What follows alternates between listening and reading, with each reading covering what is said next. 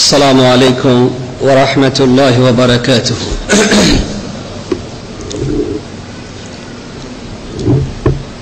الحمد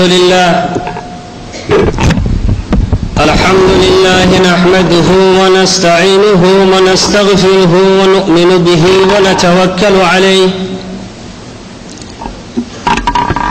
ونعوذ بالله من شرور أنفسنا ومن سيئات أعمالنا من يهده الله فلا مضل له ومن يضلله فلا هادي له ونشهد أن لا إله إلا الله وحده لا شريك له ونشهد أن محمدًا عبده ورسوله أما بعد فإن خير الحديث كتاب الله وخير الهدي هدي محمد صلى الله عليه وسلم وشر الأمور محدثاتها وكل محدثة بدعة وكل بدعة ضلالة. أعوذ بالله من الشيطان الرجيم. يا أيها الذين آمنوا اتقوا الله حق تقاته ولا تموتن إلا وأنتم مسلمون. يا أيها الناس اتقوا ربكم الذي خلقكم من نفس واحدة وخلق منها زوجها وبث منهما رجالا كثيرا ونساء واتقوا الله الذي تساءلون به والأرحام إن الله كان عليكم رقيبا.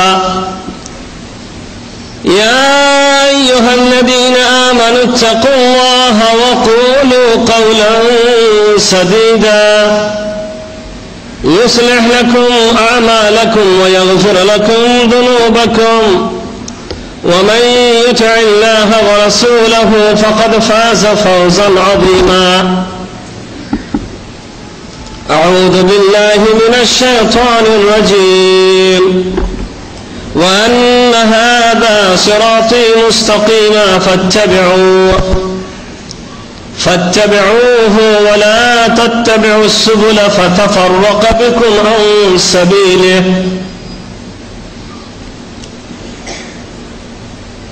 উপস্থিত শ্রদ্ধেয় ও সম্মানিত ভাই সকল,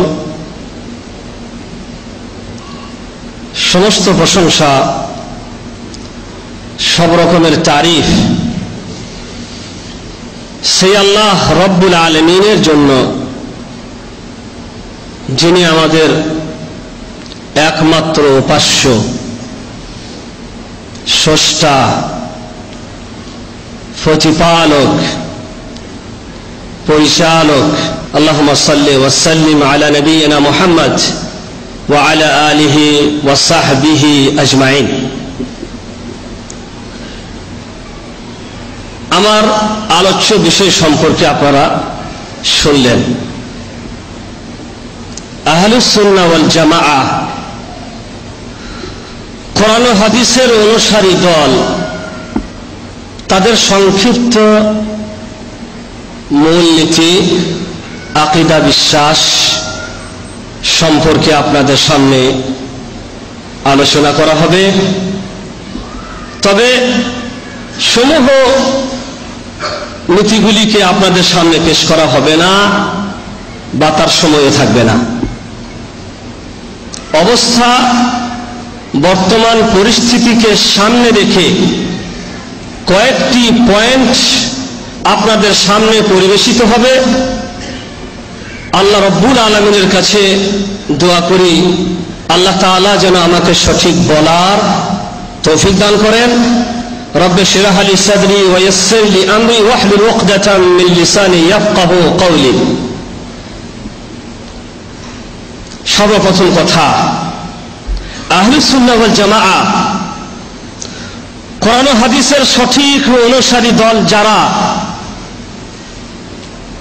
তাদের প্রথম নম্বরে কথা হচ্ছে প্রত্যেকটি মুমিন মুসলমানদেরকে এই কথা বিশ্বাস করতে হবে যে আল্লাহ তার উলুহিয়াতে, তার রুবুবিয়াতে এবং তার নাম ও গুণাবলীতে একক, তার কোনো শরীক নাই। আল্লাহ একমাত্র উপাস্য, প্রতিপালক, পরিচালক। কোরআন হাদিসে আল্লাহ রাব্বুল আলামিন সম্পর্কে যে সমস্ত গুণাবলী উল্লেখিত হয়েছে, কোরআন হাদিসে আল্লাহ রাব্বুল আলামিনের যে নামের কথা উল্লেখ হয়েছে, যে গুণের কথা বলা হয়েছে, আহলুস সুন্নাহ ওয়াল জামাআহ এরা আল্লাহ রাব্বুল আলামিনকে সেই গুণে গুণান্বিত করেন, তার নাম সমূহকে বিশ্বাস করেন, তার নাম যে অর্থ সমূহকে আরোপ করে সেগুলিকেও তারা বিশ্বাস করে। আর যে কথা কোরআন হাদিসে আসেনি, আল্লাহর যে গুণটা, আল্লাহর যে নামটা কোরআন হাদিসে উল্লেখ হয়নি, সেই গুণাবলীর সমর্থন করে না। তো এক নম্বরে তাদের কথা হচ্ছে আল্লাহ রাব্বুল আলামিনকে একমাত্র উপাস্য বলে মেনে নিতে হবে। তিনি পরিচালক, তিনি পালনকর্তা, তিনি সর্বভৌমত্বের মালিক। আল্লাহ ছাড়া সত্যিকার কোনো উপাস্য নেই। দুই নম্বরে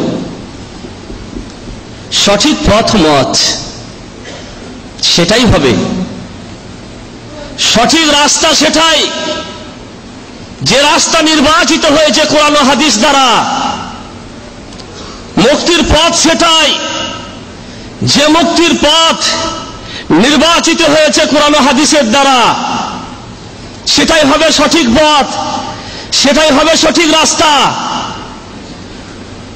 মানুষ যদি নিজের মুক্তি কামনা করে, মানুষ যদি তার মুক্তি চায়, তাহলে তাকে সেই পথই ধরতে হবে, সেই মতেরই বিশ্বাসী হতে হবে, যে মত কোরআন হাদিস দ্বারা নির্বাচিত হয়েছে, যে পথের কথা কোরআন উল্লেখ করেছে, যে রাস্তার কথা মুহাম্মদ রাসূলুল্লাহ সাল্লাল্লাহু আলাইহি ওয়াসাল্লাম বলে দিয়েছেন, সেই তরিকাই হবে মুক্তির তরিকা, সেই রাস্তাই হবে সঠিক পথ।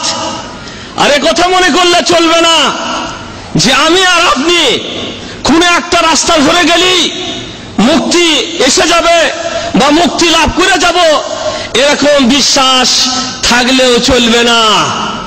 কারণ মুহাম্মদ রাসূলুল্লাহ সাল্লাল্লাহু আলাইহি ওয়াসাল্লাম হাদিসের মধ্যে বলছেন, ইফতারাকাতুল ইয়াহুদু আলা 72 ফিরকা ওয়াফতারাকাতুন নাসারা আলা 72 ফিরকা ওয়াসাতাফতারিকু উম্মতি আলা 73 ফিরকা কুল্লুহা ফিন-নার ইল্লা ওয়াহিদা। কিলা ইয়া রাসূলুল্লাহ মান হিয়া? قال من كان على مثل ما أنا وأصحابي اليوم أو كما قال النبي صلى الله عليه وسلم। ইহুদিদের ছিল 72 ফিরকা, নাসারাদের ছিল 72 ফিরকা, আর আমার উম্মত 73 ফিরকায় বণ্টন হয়ে যাবে।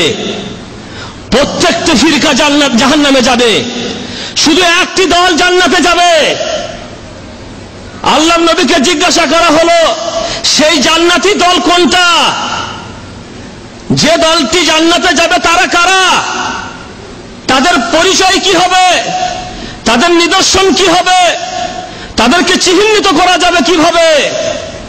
আল্লাহর নবী মুহাম্মদ রাসূলুল্লাহ সাল্লাল্লাহু আলাইহি ওয়াসাল্লাম বিভিন্ন পথের কথা বলেননি, বিভিন্ন তরিকা উল্লেখ করেননি যে সব তরিকা আমার তরিকা, সব রাস্তা আমার রাস্তা, সব পথ সব মত আমার মত, একটাকে ধরলেই তোমাদের ব্যবস্থা হয়ে যাবে, একথা নবী বলেননি। আল্লাহর নবী বলছেন সেই দলটি মুক্তিপ্রাপ্ত দল হবে, সেই দলটি জান্নাতে যাবে যে দল বা যে দলের অনুসারীরা আমার এবং আমার সাহাবার পথে কায়েম থাকবে। আমার বলার উদ্দেশ্য হচ্ছে একথা মনে করলে চলবে না যে কোন একটা পথ ধরলেই হবে। নবী বলছেন একটা দল, তার মানে একটা পথ হবে সঠিক, আর সেই পথে যে দলটি কায়েম থাকবে তারাই হবে সঠিক পথের পথিক, সঠিক রাস্তার অনুসারী। মুহাম্মদ রাসূলুল্লাহ সাল্লাল্লাহু আলাইহি সাল্লামের সুন্নতের অনুসারী হবে তারাই। ভাড়া আমার বিপদ আমাদের এখানেই আসে, কারণ হচ্ছে শয়তান তাদের পিছনেই লাগে যারা সঠিক পথে প্রতিষ্ঠিত। একজন মানুষ নামাজ পড়ে না,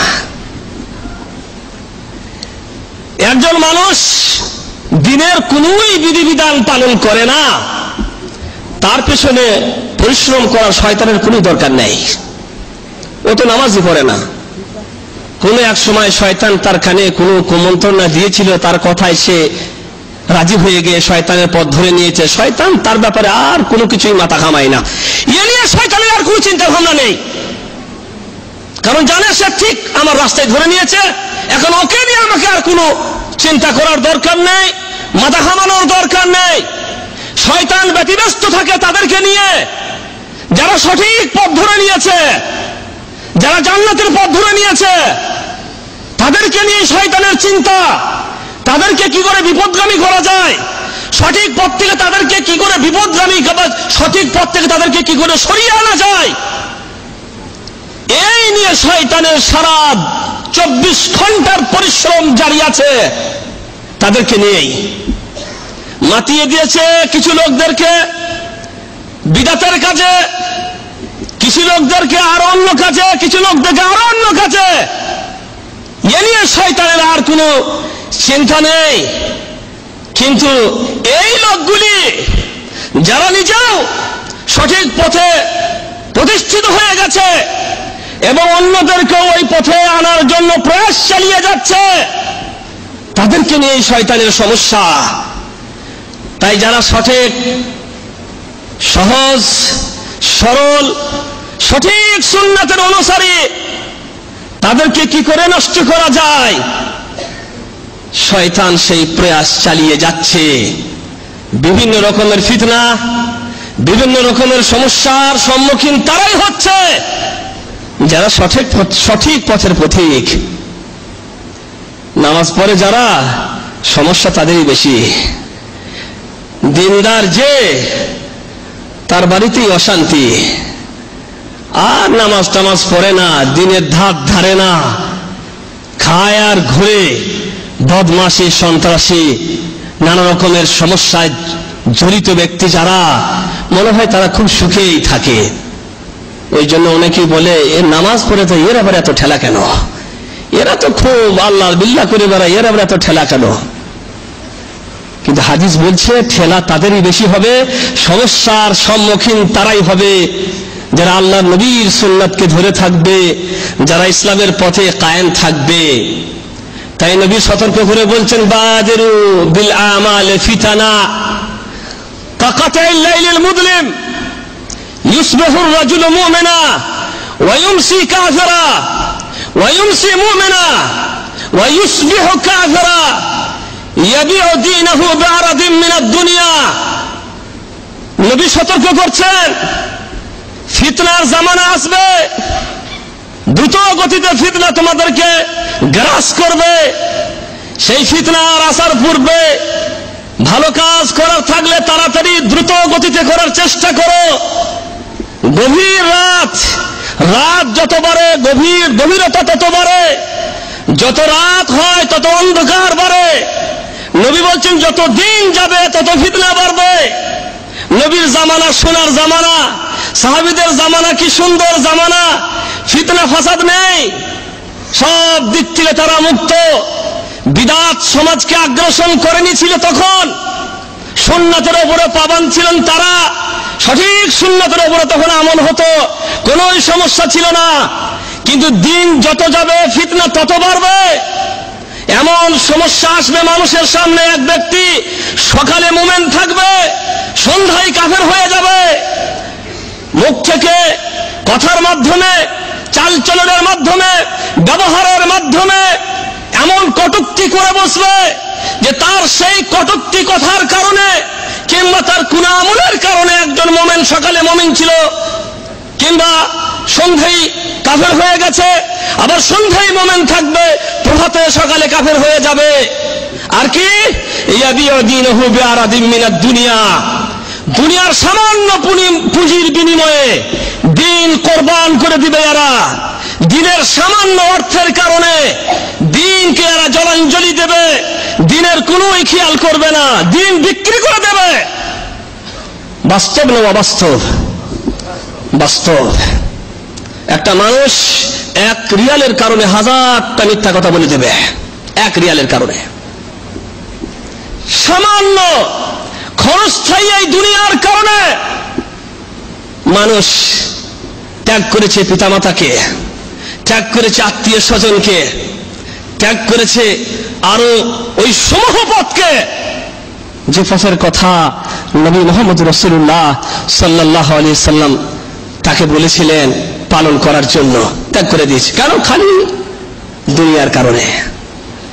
সব কিছু বর্তমানে আমরা দেখতে আছি, যা কিছু ঘটতে আছে, আজকে আমার মায়ের সাথে, আমার বাবার সাথে আমার সম্পর্ক নাই, তার কারণ দুনিয়া। আত্মীয় স্বজনের সাথে সুসম্পর্ক কায়েম নাই, কারণ দুনিয়া। বন্ধু বান্ধবদের সাথে সম্পর্ক ছিন্ন করেছি, কারণ দুনিয়া। হাজার হাজার মানুষের রক্তের হোলি খেলা চলছে, কারণ দুনিয়া। প্রত্যেকটি অন্যায়ের কাজের পিছনের কারণ হচ্ছে একমাত্র দুনিয়া। নবী মুহাম্মদ রাসূলুল্লাহ সাল্লাল্লাহু আলাইহি সাল্লাম বলছেন, এই দুনিয়ার কারণে দিন বিক্রি করে দেবে, দিনের কোনোই খেয়াল তাদের থাকবে না, দিনের কোনোই মূল্য তাদের কাছে থাকবে না। শয়তান দিনের প্রতি আমাদেরকে আকৃষ্ট করে। সুন্দর শ্যামল সবুজ ঘাস যখন পশুরা দেখে, হারাস শ্যামল সবুজ ঘাস, দ্রুত সেদিকে যায়, চিন্তাই করে না কোনো পশু এটা ঘাস না এটা ধান, এটা হারাম না এটা হালাল, তার এই নিয়ে কোনো চিন্তা ভাবনা নেই। দুনিয়া আমাদের কাছে এরকম ভাবে আগিয়ে আসতে আছে, সবুজ শ্যামল ঘাস, দ্রুত গতিতে আমরা সেদিকে চলতে আছি। আর এই চলার কারণে দিনকে আমরা করে দিয়েছি কোরবানি। হালাল না হারাম, জায়েজ না জায়েজ, কোনো কিছুর পরোয়া আমরা করি না, দুনিয়া আমার চাই। আর এরই কারণে আমরা আজ ঘৃণিত, লাঞ্ছিত, অপমানিত, অবহেলিত, নিন্দিত এবং শক্তিহীন হয়ে পড়েছি। ঈমান নেই, শক্তি নেই, দুনিয়ার পিছনে ছুটতে আছি। অন্যান্যদের কাছে আমরা আজকে শক্তিহীন হয়ে পড়েছি, কারণ ঈমান আমাদের অন্তর থেকে শেষ হয়ে গেছে, ঈমান আমাদের কাছ থেকে বিদায় নিয়েছে।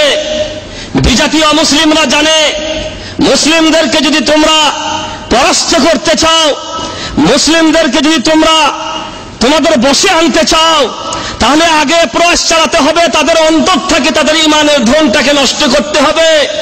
যতদিন পর্যন্ত তাদের অন্তরে ঈমান বিরাজমান থাকবে, তাদেরকে কিছুই করতে পারবে না, তাদেরকে নড়াতে পারবে না, তাদেরকে হিলাতে পারবে না। অতএব তাদেরকে যদি তোমরা তোমাদের বসে আনতে চাও, তোমাদের নেতৃত্ব তাদেরকে যদি মানাতে চাও, তাহলে আগে তাদের অন্তর থেকে ঈমানটা নষ্ট করে দাও, আর সেই ঈমান নষ্ট করার মাধ্যমগুলি তাদের সমাজে ঢুকিয়ে দাও। তরবারি ব্যবহার করতে হবে না, অস্ত্রের ব্যবহার করতে হবে না, দুনিয়ার সামগ্রিক দিয়ে তাদের অন্তর থেকে ঈমান কেড়ে নেওয়া যায়। মাগি দিয়ে, মদ দিয়ে, টাকার দুনিয়ার প্রলোভন দিয়ে তাদের কাছ থেকে ঈমানটা বের করে নেওয়া যাবে। আর যখন তাদের কাছ থেকে ঈমান বের করে নিতে পারবে, তারপরে তাদেরকে নিয়ে তোমরা যা ইচ্ছা তাই করো, যেদিকে চাও সেদিকে ঘোরাও, যা মানাতে চাও তাই মানিয়ে নাও, সব মিলে যাবে। কিন্তু যতদিন পর্যন্ত ঈমান তাদের অন্তরে বিরাজমান থাকবে, ততদিন পর্যন্ত তোমরা তাদেরকে বসে আনতে পারবে না, ঘোরাতে পারবে না। পাহাড় নড়ে যাবে কিন্তু তারা নড়বে না। ঈমানদার ব্যক্তিকে হিলানো যায় না। বিশ্বনবী মুহাম্মদ রাসূলুল্লাহ সাল্লাল্লাহু আলাইহি ওয়াসাল্লাম বিজ্ঞ শিক্ষক, দূরদর্শী পণ্ডিত, সব কিছু জানতেন উম্মতের অবস্থা কি হবে, বর্তমানে কেমন আছে, শয়তান আগে আমার উম্মতকে কিভাবে নষ্ট করবে আমার নবী মুহাম্মদ রাসূলুল্লাহ সাল্লাল্লাহু আলাইহি সাল্লাম জানতেন। তাই ভবিষ্যৎবাণী করে সতর্ক করে দিয়ে গিয়ে বললেন, ইউশাকাল উমাম আন তাদা আলাইকুম কামা তাদা আল আকালাতু ইলা কাসাতিহা قال قائل من قلة يومئذ يا رسول الله قال بل أنتم كثير ولكنكم غثاء كغثاء السيل ولينزعن الله من قلوب عدوكم المهابة منكم وليقذفن في قلوبكم الوهن قال ومن وهن يا رسول الله قال حب الدنيا وكراهية الموت আল্লাহ নবী বলছেন, খুব দ্রুত গতিতে দেখবে তোমরা অন্যান্য জাতিরা তোমাদের উপরে চারিদিক থেকে ঝাঁপিয়ে পড়বে, চারিদিক থেকে তোমাদেরকে ছিঁড়ে ছিঁড়ে খাবে। যেমন করে খাবার প্লেটে একটি দস্তরখানের মধ্যে খাবার খাঞ্চা রাখা হয়েছে, আর সেই খাঞ্চার মধ্যে কয়েকটি মানুষ চারিদিক থেকে বসে ওই প্লেটে রাখা খাদ্যকে ছিঁড়ে ছিঁড়ে খায়, ওই রকম ভাবে বিজাতিরা তোমাদেরকে ছিঁড়ে ছিঁড়ে খাবে। সাহাবী বলছেন, ইয়া রাসূলুল্লাহ, তখন কি আমরা সংখ্যায় কম হব? আল্লাহর নবী বলছেন, না, বাল আনতুম কাসীর, বরং তখন তোমরা সংখ্যায় অনেক হবে। সুবহানাল্লাহ। বদরের যুদ্ধে আল্লাহর নবী কতগুলি সাহাবী নিয়ে গেছিলেন? সুবহানাল্লাহ। কাফের কতগুলি ছিল? এর পরবর্তীতে আরো কোন জায়গাতে 1 লাখ আল্লাহর নবীর সাহাবী 3000, কোন জায়গাতে তারা 10,000, আল্লাহর নবীর সাহাবী মাত্র 3000। কত যুদ্ধ হয়েছে, কিন্তু রেজাল্ট, ফল, মুহাম্মদ রাসূলুল্লাহ সাল্লাল্লাহু আলাইহি সাহাবীরা জয়লাভ করেছেন। কিসের কারণে? তরবারির কারণে, ঈমানের কারণে। একজন সাহাবী বদর প্রান্তে এসে বলছেন, ইয়া রাসূলুল্লাহ, এই কাফেরদের গলাটা কাটতে চায়, কিন্তু আমার হাতে একটা তরবারিও নাই, কি করে কাটবো? আল্লাহর নবী বলছেন, দাঁড়াও। একটা শুকনো খেজুরের ডাল সামনে পড়েছিল, আল্লাহর নবী বলছেন, এই ডালটা হাতে করে ধরে থাকো, কাউকে পেলে এই ডাল দিয়ে মারবা। সাহাবী সেই ডালটা হাতে করে ধরে লাগলো, আল্লাহর নবীর দেওয়া ডাল। সাহাবী বলছেন, সুবহানাল্লাহ, এই ডাল দিয়ে যারই গর্দানে মারছি, তরবারির থেকেও তার গর্দানটা আমার ধরতে ঝরে পড়ে গেছে, তরবারির মতন কাজ করেছে। তার নবী বলছেন, তোমার সংখ্যায় অনেক বেশি হবে, কিন্তু তোমাদের অবস্থা হবে তরঙ্গতারিত ফোনার মতো। পানির স্রোত যখন বয়ে যায়, নদীর বাঁধ যখন ভাঙে, তখন দেখবেন সেই স্রোতের সাথে খড়কুটো সব বয়ে চলে যায়। এই খড়কুটোগুলি যারা পানির স্রোতের সাথে বয়ে যায়, তাদের নিজস্ব কোনো শক্তি থাকে না। এরকম হতেই পারে না যে কোনো খড়, কোনো কুটো বিপরীত মুখে যাবার জন্য বলবেন, না, আমি এই পানির সাথে বয়ে যাব না, আমি উল্টো দিকে বয়ে যাব। যেতে পারবে? যেতে পারবে না। আল্লাহর নবী বলছেন, তোমাদের অবস্থা হবে ওই খড়কুটোর মতো, যারা স্রোতের সাথে বয়ে চলে যায়। তোমাদেরকে বিজাতিরা যেদিকে চাইবে বয়ে নিয়ে যাবে, যেদিকে চাইবে সেদিকেই তোমাদেরকে ঘুরাবে। তাদের কথা দিয়ে, তাদের মত দিয়ে, তাদের মাথা দিয়ে, তাদের বুদ্ধি দিয়ে, তাদের বিবেক দিয়ে তোমাদের রাজনীতির সবকিছু প্রচালিত হবে। তোমাদের নিজস্ব কোনো শক্তি থাকবে না। তারা যা বলবে তাই মানবে। যে শর্ত দেবে সেই শর্তকে তোমরা, সেই চুক্তিটাই তোমরা স্বাক্ষরিত করবে। এরকম অবস্থা আসবে। বিশ্বনবী মুহাম্মদ রাসূলুল্লাহ সাল্লাল্লাহু আলাইহি ওয়াসাল্লাম সতর্ক করে গেছেন, কিন্তু আমরা সতর্ক হতে পারিনি। একটা জিনিস অজানা থাকে, হঠাৎ চলে আসে, হঠাৎ এসে গেছে, কি করব? আমার নবী না, হঠাৎ আসেনি, এগুলি আসতে পারে কথা বলে গেছেন, তারপরেও আসতে আছে। হতভাগা আমরা, জানার পরেও আমল করতেছি না। আর নবী বলছেন, দুশমনদের অন্তর থেকে তোমাদের ভয় শেষ হয়ে যাবে, শত্রুরা তোমাদেরকে ভয় করবে না। এক যুগ ছিল সাহাবীদের নাম শুনলে অন্যান্য বিজাতিরা থরথর করে কাঁপত। সুবহানাল্লাহ, সাহাবীদের নাম শুনলে থরথর করে কাঁপছে। ওমরের মতন সাহাবী, আবু বকরের মতন সাহাবী বিশ্ব জয় করেছেন যারা, তাদের নাম শুনলে বিজাতিরা সব সম্রাট, শক্তির মালিক, বিরাট শক্তি, তারপরেও যখন ওমরের নাম শুনতেন তখন ভয়ে থরথর করে কাঁপতেন। কেন? শক্তি ছিল বেশি, মিসাইলের শক্তি, অ্যাটম বোম বানিয়েছিল, কিচ্ছু ছিল না তাদের কাছে, পথের ফকির রাস্তায় ঘুমাতেন, ক্ষুধার্ত পেট, পাথর বাঁধতেন পেটে, খাবার থাকতো না। এই ক্ষুধার্ত পেট নিয়ে পেটটা পেটের সাথে মিশে যেত। এইরকম অবস্থা নিয়ে শত্রুদের মোকাবেলায় যখন দাঁড়াইতেন তখন মনে হতো এত ভারী চটান পাহাড় হিলানো যাবে না। ঈমান শক্তি। নবী বলছেন শত্রুদের মন থেকে তোমাদের ভয় মুছে যাবে, শত্রুরা তোমাদেরকে ভয় করবে না। একদিন ছিল তারা মুসলমানদেরকে ভয় করেছিল, এখন আমরা তাদের ভয়ে ভীত হয়ে গেছি। তাদেরকে ভয় করে আমাদেরকে চলতে হয়। শত্রুরা তোমাদেরকে ভয় করবে না, তোমাদের অন্তরে ওহান সৃষ্টি হয়ে যাবে। জিজ্ঞাসা করা হলো, ইয়া রাসূলুল্লাহ, ওহান কাকে বলে? নবী বলেন, হুব্বুদ দুনিয়া ওয়া কারাহিয়াতুল মউত। ওহান মানে হচ্ছে দুনিয়াকে তোমরা বেশি ভালোবাসবে আর মরতে চাইবে না।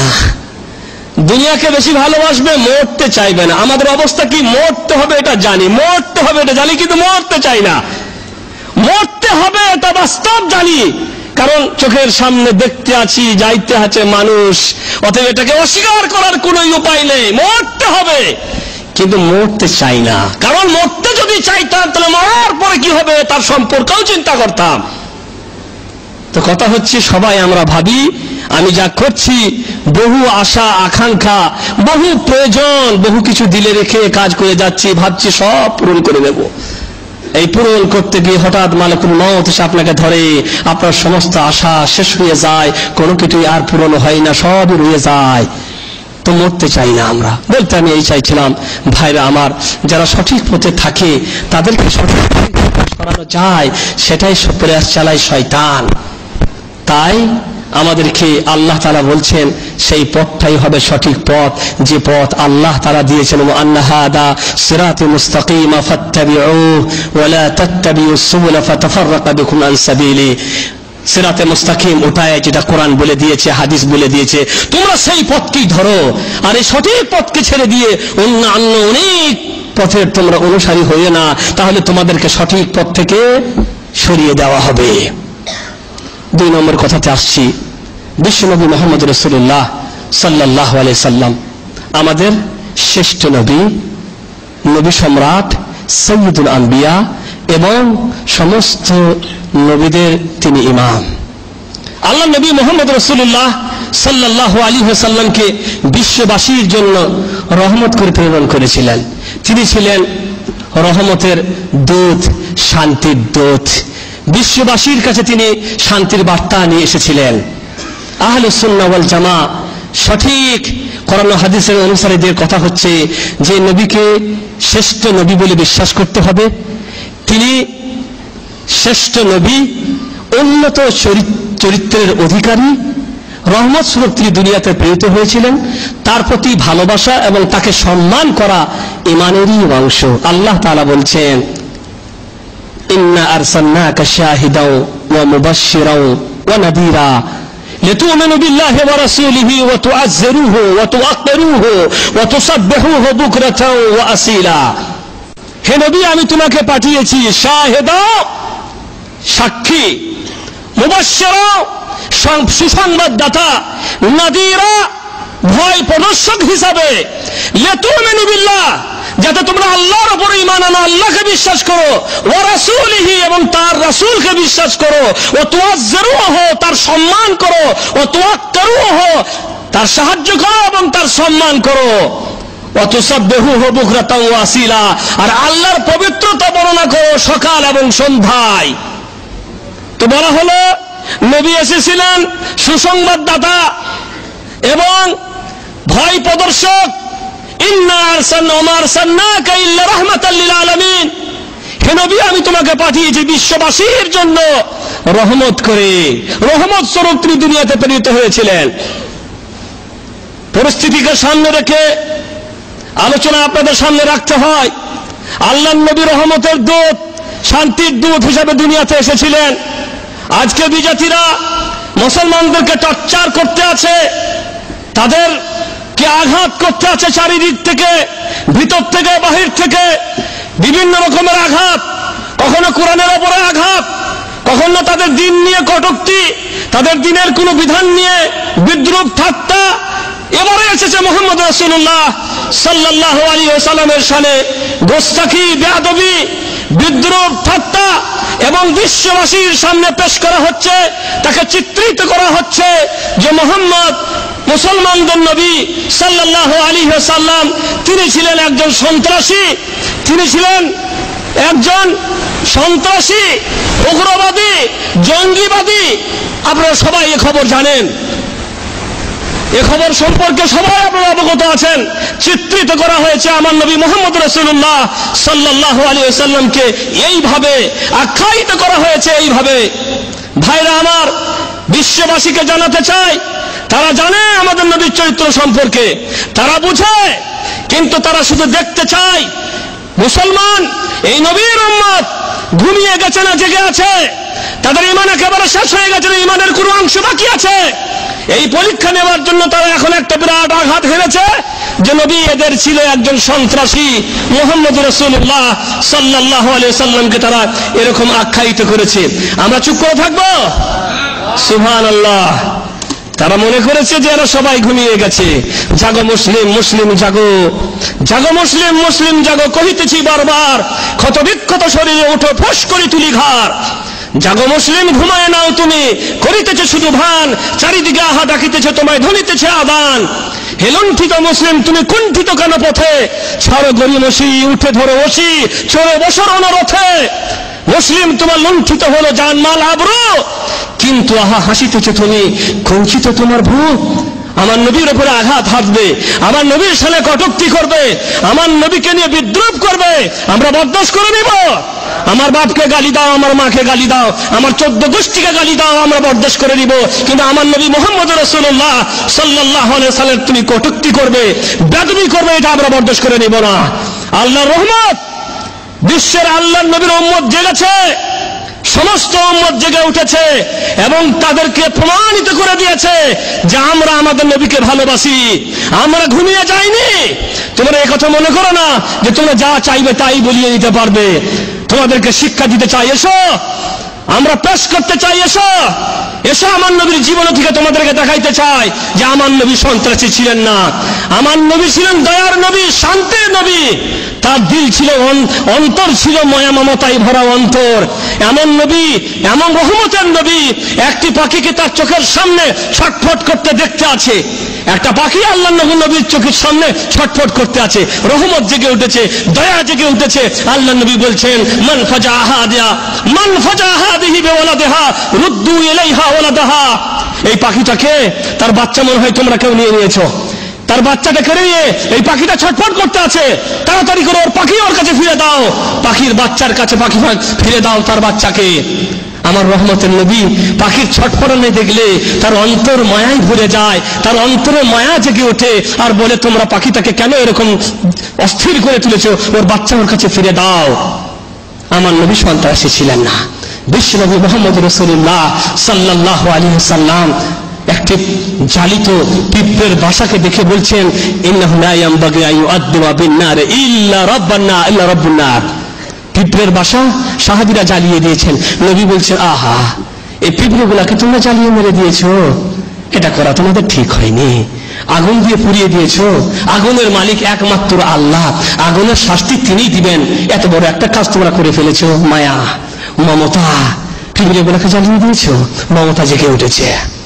বিশ্বনবী মুহাম্মদ রাসূলুল্লাহ সাল্লাল্লাহু আলাইহি ওয়াসাল্লাম বলছেন, পশুগুলিকে আল্লাহ আমাদের জন্য হালাল করে দিয়েছেন, তাদেরকে জবাই করে খাওয়া যায়, কিন্তু একটা কাজ করো তোমরা, লিউহিদা শুফরাতাহু ওয়া লিউরিহা যাবিহাতাহু। যখন পশু জবাই করবা, ছুরিটা ভালো করে ধার করে নিও। আহ, আমার নবী সন্ত্রাসী। মানুষের প্রতি দয়া, উম্মতের প্রতি দয়া, পশুর প্রতি দয়া, পাখির প্রতি দয়ার নমুনা পেশ করেছেন যে নবী মুহাম্মদ রাসূলুল্লাহ সাল্লাল্লাহু আলাইহি ওয়াসাল্লাম। তার সম্পর্কে বলা হয় তিনি সন্ত্রাসী ছিলেন। বলছেন, এই পশু যখন জবাই করবে, হে আমার উম্মত, তখন ছুরিটা ভালো করে ধার করে নিও, কারণ ছুরিতে ধার ভালো না থাকলে পশুর কষ্ট হয়। ছুরিটা ভালো করে ধার করে নিয়ে পশুটাকে আরাম দিও, মানে যত তাড়াতাড়ি জবাই হয়ে যাবে, তার ধর থেকে প্রাণটা যত তাড়াতাড়ি বেরিয়ে যাবে, তত তার আরাম হবে বেশি। ধার করে নিও। আমার নবী মুহাম্মদ রাসূলুল্লাহ সাল্লাল্লাহু আলাইহি সাল্লাম বলছেন, ইন্নী লা আকুমু ফিস সালাতি ফাউরিদু আন উতাওয়িলা ফিহা ফাআসমা বুকা আস-সাবি ফাতাজাওয়াজু ফি সালাতি কারাহিয়াতান আলা আশুকা আলা উম্মি। সুবহানাল্লাহ। নবী বলছেন, আমি নামাজে দাঁড়াই, মনে মনে করি নামাজটা অনেক লম্বা করে পড়বো, আজ নামাজটা অনেক লম্বা করব। হঠাৎ করে কোনো শিশুর আওয়াজ আমার কানে আসে, আমি তাড়াতাড়ি নামাজটা সংক্ষিপ্ত করে শেষ করে দিই, যাতে করে শিশুর মায়ের কোনো কষ্ট না হয়। নবী সন্ত্রাসী ছিলেন। শিশুর কান্নার আওয়াজ ছিল যে নবী নামাজ সংক্ষিপ্ত করে দেয়, যাতে করে শিশুর মায়ের কোনো কষ্ট না হয়। আমার নবীকে বলা হয় তিনি সন্ত্রাসী, উগ্রবাদী, অশান্তি সৃষ্টি করেন পৃথিবীতে। উম্মতদেরকে শিক্ষা দিয়েছেন অশান্তি সৃষ্টি করার। বিশ্বনবী মুহাম্মদ রাসূলুল্লাহ সাল্লাল্লাহু আলাইহি ওয়াসাল্লাম বিশ্ব মানবতাকে শিক্ষা দিয়েছেন মানব জীবন কি করে পরিচালিত হবে, শান্তির জীবন কি করে পরিচালিত হবে, সমাজে, পরিবারে, রাষ্ট্রে শান্তি কি করে প্রতিষ্ঠিত হবে, একজন মানুষ আল্লাহর জমিনে নির্বিঘ্ন নিরাপত্তার সাথে কিভাবে ঘোরাফেরা করবে, সেই শিক্ষা দান করেছেন যে নবী মুহাম্মদ রাসূলুল্লাহ সাল্লাল্লাহু আলাইহি ওয়াসাল্লাম। তার সম্পর্কে বলা হয় তিনি সন্ত্রাসী ছিলেন। আন্তর্জাতিক যুদ্ধ নিয়ম ভঙ্গ করেছেন আজ অমুসলিমরা, আন্তর্জাতিক যুদ্ধের নিয়ম ভঙ্গ করেছেন আজ তারা। আমার নবীর যুদ্ধের নিয়ম শিক্ষা দিয়েছেন, আমার নবী অমুসলিমদের সাথে যুদ্ধ করেছেন ইসলাম প্রতিষ্ঠা করার জন্য। সেই যুদ্ধ ক্ষেত্রে অমুসলিমদের সাথে, শত্রুর সাথে যুদ্ধের নিয়ম ভঙ্গ করতেন না। যুদ্ধের চিফ কমান্ডার আমিরে জাইশকে যখন তিনি প্রেরণ করতেন, তখন অনেক দূর তার সাথে হেঁটে হেঁটে যেতেন আর বলতেন, তাকে নসিহত করতে করতে বলতেন, লা তাগদারু ওয়ালা তুমাসসালু ওয়ালা তাকতুলু ওয়ালিদা। আমার নবী যুদ্ধ প্রেরণ করছেন, আমিরে জায়েশ চিফ কমান্ডার তাকে নসিহত করতে করতে বলছেন, খবরদার, লা তাকদারু, বিশ্বাসঘাতকতা করবে না। মানে যদি কোন শত্রু, ইন্না লিল্লাহি ওয়া ইন্না ইলাইহি রাজিউন।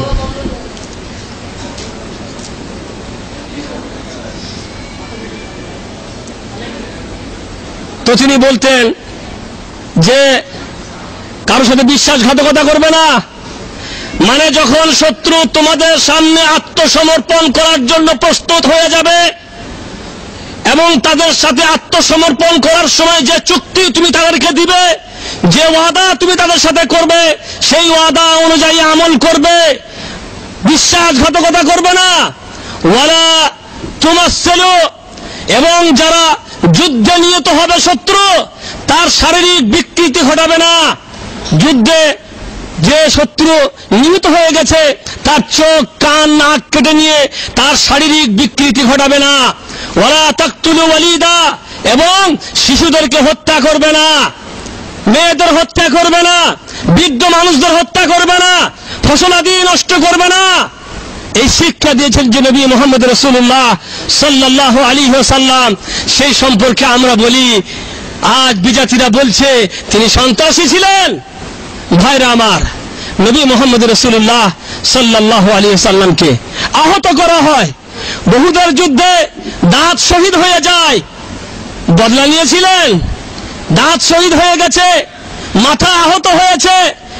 তারপরে তিনি বলছেন, আল্লাহুম্মা হদি কওমি ফাইন্নাহুম লা ইয়ালামুন, হে আল্লাহ আমার জাতিকে তুমি হিদায়াত দান করো, তারা জানে না, তারা বুঝে না।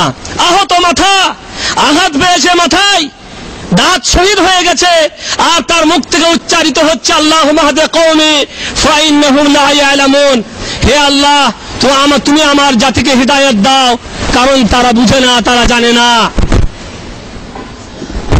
তায়েফের মাঠে গেছেন, তায়েফবাসীদেরকে বোঝানোর জন্য গেছেন।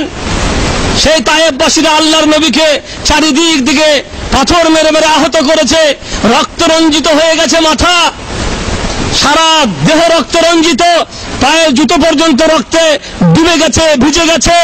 পাহাড়ের পাদতলে বসে আছেন, পাহাড়ের ফেরেশতা এসে বলছেন, ইয়া রাসূলুল্লাহ, তারা এইভাবে আপনাকে রক্তে রঞ্জিত করলো, তাদেরকে আপনি হেদায়েতের কথা বলেন।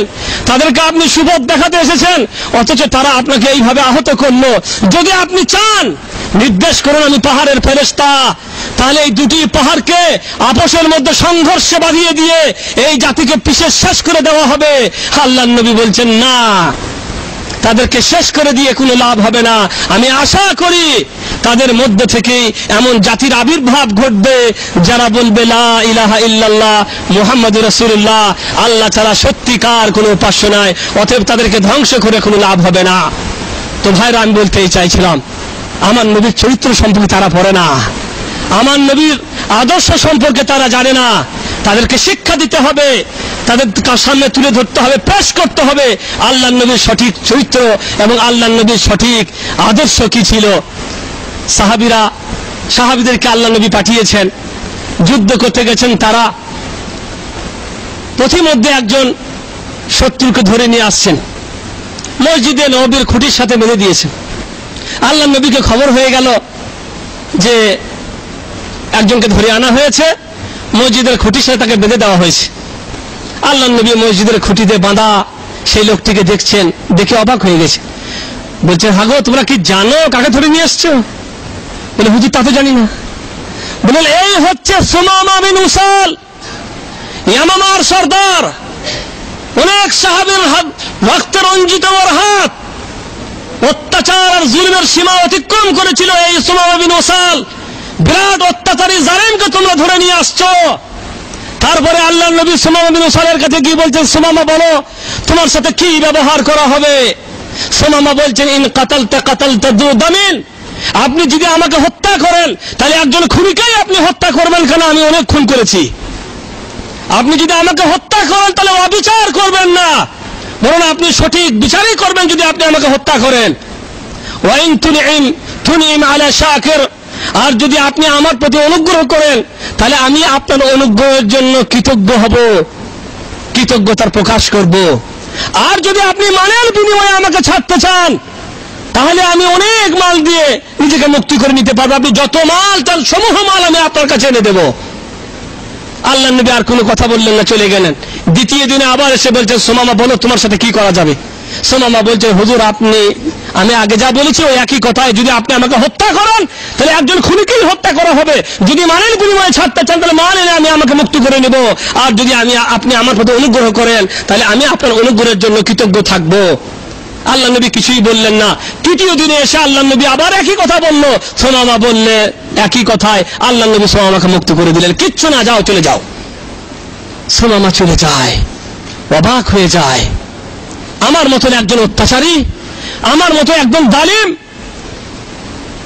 নবীর প্রতি কত অত্যাচার করেছি, কত শত্রুতা করেছি, কত জুলুম অত্যাচার, কত মানুষের, নিরীহ মানুষের রক্ত দিয়ে আমার হাত রঞ্জিত, আমার মতন একজন খুনি অত্যাচারী জালিমকে আল্লাহর নবী এমনি ছেড়ে দিলেন। বিশ্বাস করতে পারে না।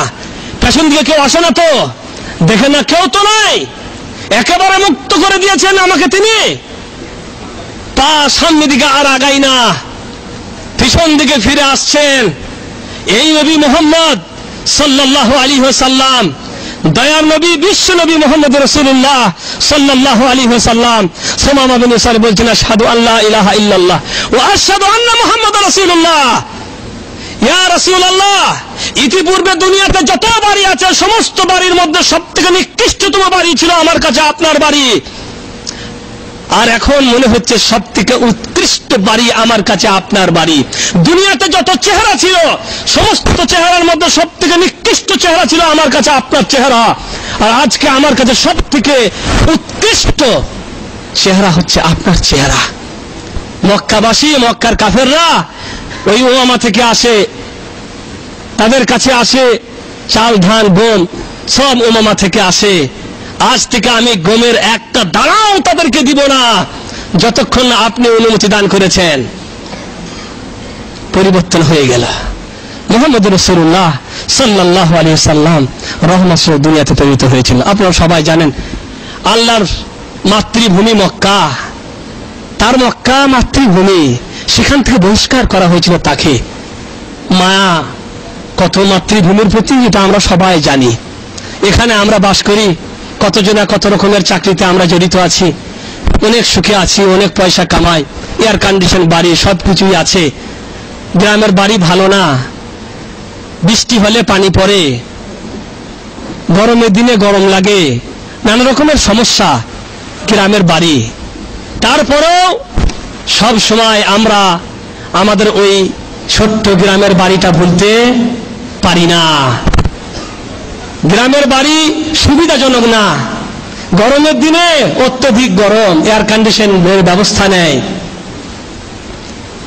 নেই সেখানে, কিন্তু তবুও মন সবসময় পড়ে আসে 2টি সাল কখন পূর্ণ হবে, 2টি বছর কখন পূর্ণ হবে, আবার আমি আমার দেশে কখন ফিরে যাব। অথচ এখানকার ব্যবস্থা সেখানে থেকে আরো উন্নত। মাতৃভূমির টান কেউ ভুলতে পারে না। আল্লাহ নবীকে যখন মক্কা থেকে বহিষ্কার করা হচ্ছে, তিনি পাহাড়ের ওপরে চাপেন আর বারবার মক্কার দিকে তাকান, আর বলেন, মক্কা আমি তোমাকে ভালোবাসি, তুমি আমার কাছে সব থেকে প্রিয় ভূমি। পৃথিবীতে যত মাটি আছে সমস্ত মাটির মধ্যে সব থেকে প্রিয় মাটি মক্কা, তুমি আমার কাছে। আমার জাতি যদি আমাকে বহিষ্কার না করতো তো আমি তোমার কাছ থেকে কোনোদিন বেরিয়ে যেতাম না। সেই মক্কাকে তিনি একদিন জয় করলেন।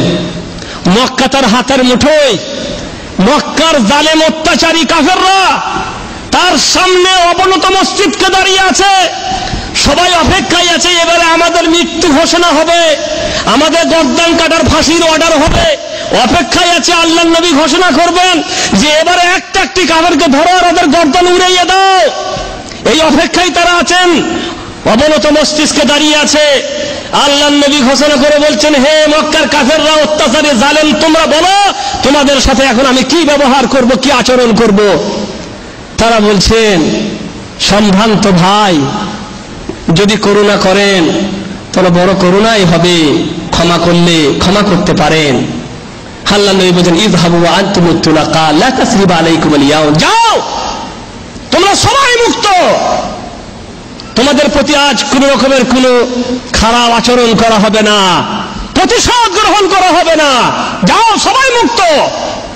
লক্ষণীয় বিষয়, আল্লাহ নবী একথাও বললেন না যে যদি ইসলাম গ্রহণ করো তোমাদেরকে ছেড়ে দেব, তোমাদের প্রতি প্রতিশোধ গ্রহণ করা হবে না, তাও বললেন না, তোমরা চলে যাও, তোমরা মুক্ত।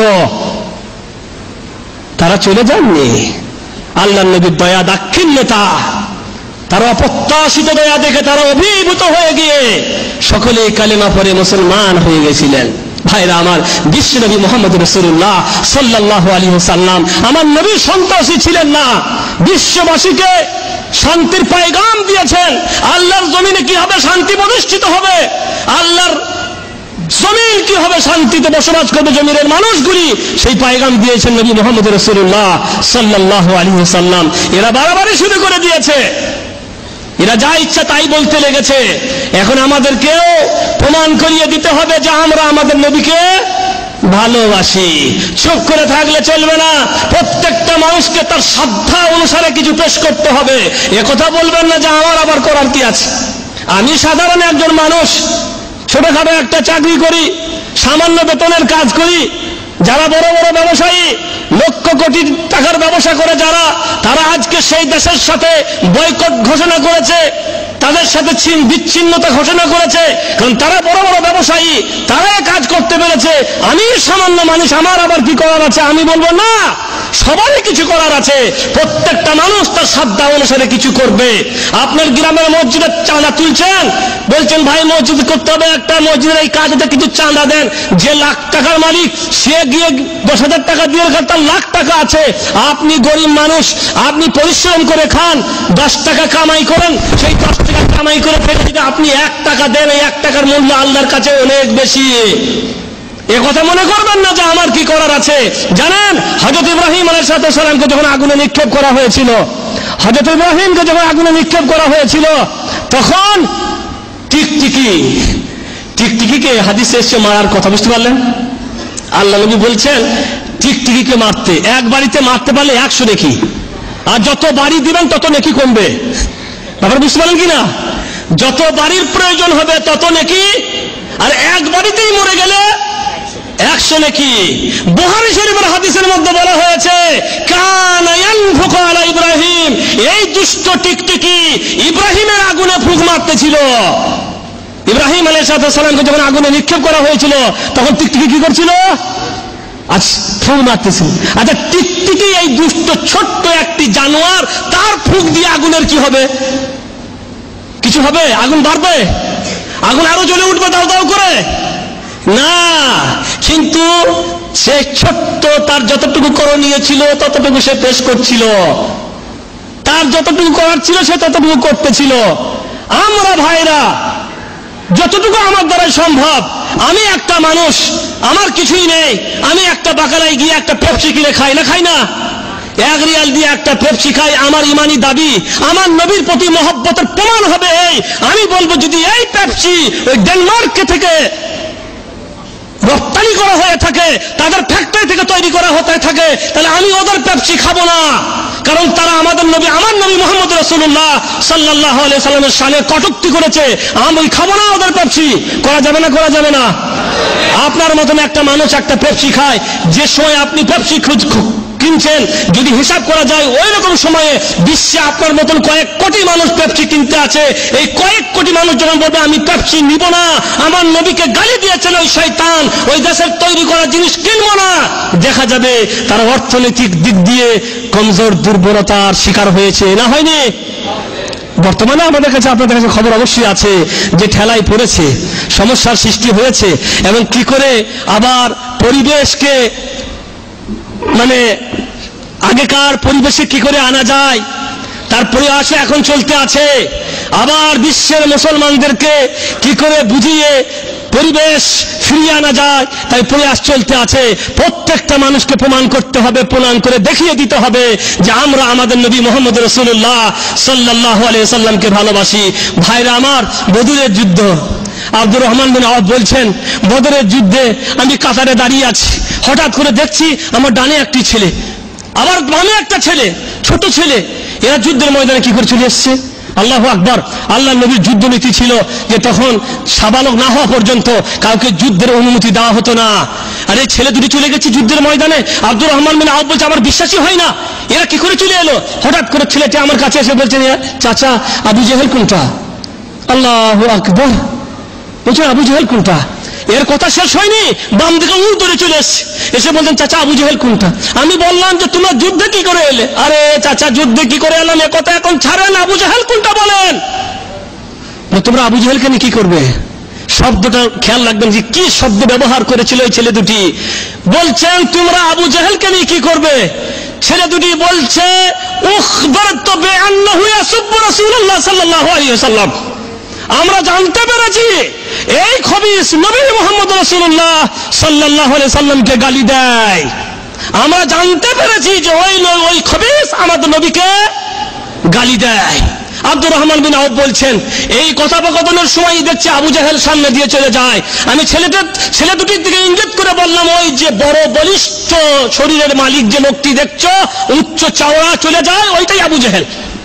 ছেলে দুটি আমার মুখ থেকে কথা শেষ হওয়ার এখনো শেষ হয়নি, বাজ পাখির মতন শিকারীর উপরে ঝাঁকিয়ে পড়েছে আর আবু জেহেলকে ভুলুণ্ঠিত করে ছাড়ছে। ধরাশাহিত হয়েছে আবু জেহেল। আর ছেলে দুটি তরবারি ধরে ছুটেছে আল্লাহর নবীর কাছে, নিয়ে বলছে ইয়া রাসূলুল্লাহ আমি আবু জেহেলকে হত্যা করেছি। আর একটা ছেলে বলছে আমি আবু জেহেলকে হত্যা করেছি। আল্লাহর নবী বলছেন তোমরা কি তরবারি মুছে দিয়েছো? বলছেন না। বলে দেখি। আল্লাহর নবীর কাছে তরবারি দেখানো হচ্ছে, তখন দেখছেন দুটি তরবারিতে রক্ত লাগা আছে। নবী বললেন কেলা কুমা কাতালা, তোমরা উভয়ই তাকে হত্যা করেছো, এত বড় একজন খবিসকে হত্যা করেছো, তোমাদের মতন দুটি ছেলে। আল্লাহু আকবার। আমার বলার উদ্দেশ্য ছিল মুহাম্মদ রাসূলুল্লাহ সাল্লাল্লাহু আলাইহি সাল্লামকে আবু জেহেল গালি দিয়েছে, ছেলে দুটির বরদাস্ত হয়নি, বদরের প্রান্তে ধরে গেছে, কোন ফুটবল খেলার ময়দান নয়, রক্তে রঞ্জিত ময়দান, খুনোখুনি চলতে আছে, তরবারির ঝংকার। সেরকম ময়দানে গিয়ে সব থেকে বড় বাঘ তাকে স্বীকার করেছেন এই দুই ছেলে। শক্তি একটাই, ইমানি শক্তি, মুহাম্মদ রাসূলুল্লাহ সাল্লাল্লাহু আলাইহি সাল্লামের প্রতি মহব্বত আর ভালোবাসা, আর অন্য কিছু না। ভালো আমরাও বাসি, ভালো আমরাও বাসি। কখন? যখন মিলাদুন নবীর দিন আসে তখন ইনশাআল্লাহ আমরাও ভালোবাসার প্রমাণ দেই।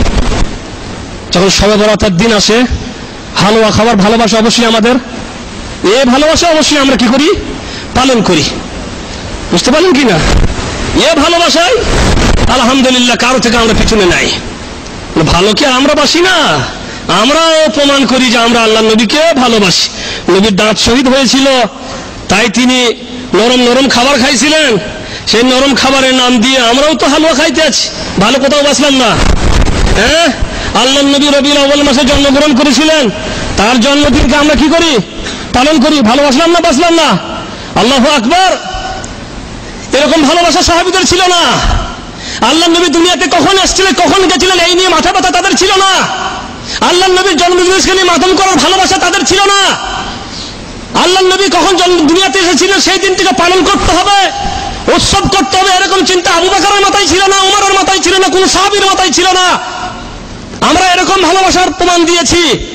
হালুয়া খাবার ভালোবাসা, নবীর জন্মদিবসকে পালন করার ভালোবাসা। আর আমাদের মতো হুজুর টুপিওয়ালারা এই ভালোবাসার ফতোয়াও দিয়ে দিয়েছে, চলবে, এরকম ভালোবাসার অসুবিধা নাই। বলে হাগো সাহাবীরা যে করেননি, বলে না করলে এবার অসুবিধা কি? নীল আসমানি সবুজ পৃথিবী, যাহার সৃষ্টি সব, সকল তারিফ তোমারই জন্যে, তুমি আমার রব। সৃজন করেছো চন্দ্র সূর্য, তোমারই তো নিখিল। আনতা রব্বি আনতা হাসবি আনতা লি নি'মাল ওয়াকিল।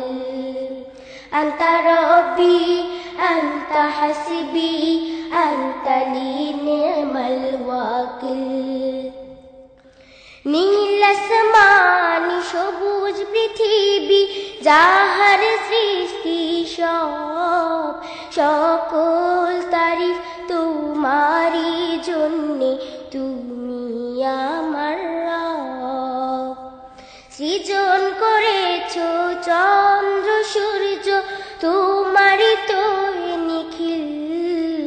আনতা রব্বি আনতা হাসবি আনতা লি নি'মাল ওয়াকিল। আনতা রব্বি আনতা হাসবি আনতা লি নি'মাল ওয়াকিল। তুমি তো দিয়েছো কত নিয়ামত, করি না শুকর তার।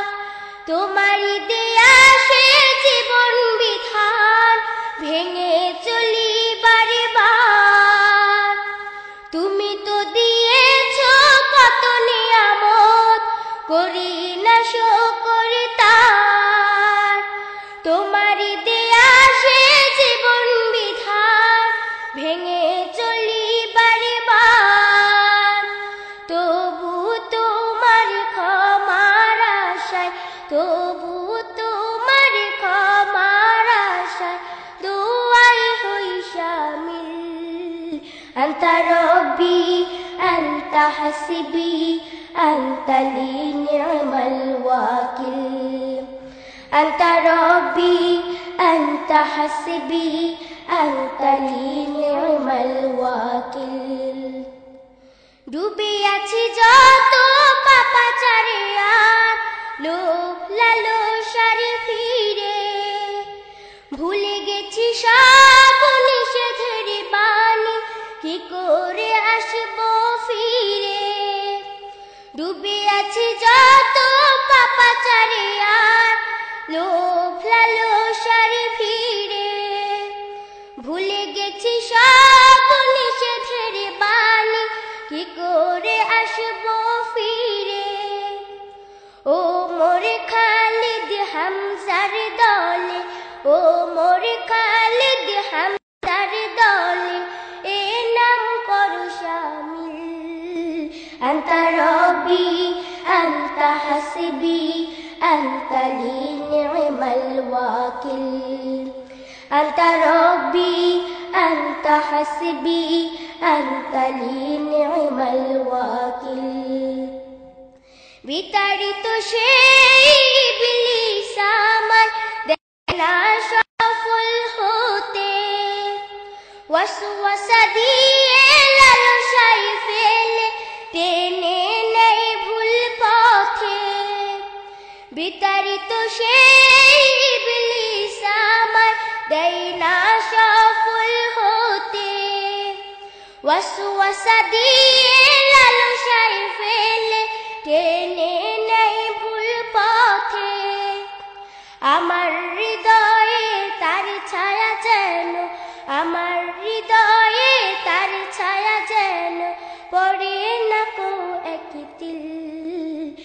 أنت ربي أنت حسبي أنت لي نعم الوكيل أنت ربي أنت حسبي أنت لي نعم الوكيل নীল আসমান সবুজ পৃথিবী যাহার সৃষ্টি সব সকল তারিফ তোমারই জন্যে তুমি আমার রব সৃজন করেছো চন্দ্র সূর্য তোমার তো নিখিল আনতা রব্বি আনতা হাসবি أنت لي نعم الوكيل أنت ربي أنت حسبي أنت لي نعم الوكيل নীল আসমান সবুজ পৃথিবী যাহার সৃষ্টি সব সকল তারিফ তোমারই জন্যে তুমি আমার রব সৃজন করেছো চন্দ্র সূর্য তোমার তো নিখিল আনতা রব্বি আনতা হাসবি আনতা লি নি'মাল ওয়াকিল আনতা রব্বি আনতা হাসবি আনতা লি নি'মাল ওয়াকিল আনতা রব্বি আনতা হাসবি أنت لي نعم الوكيل أنت ربي أنت حسبي أنت لي نعم الوكيل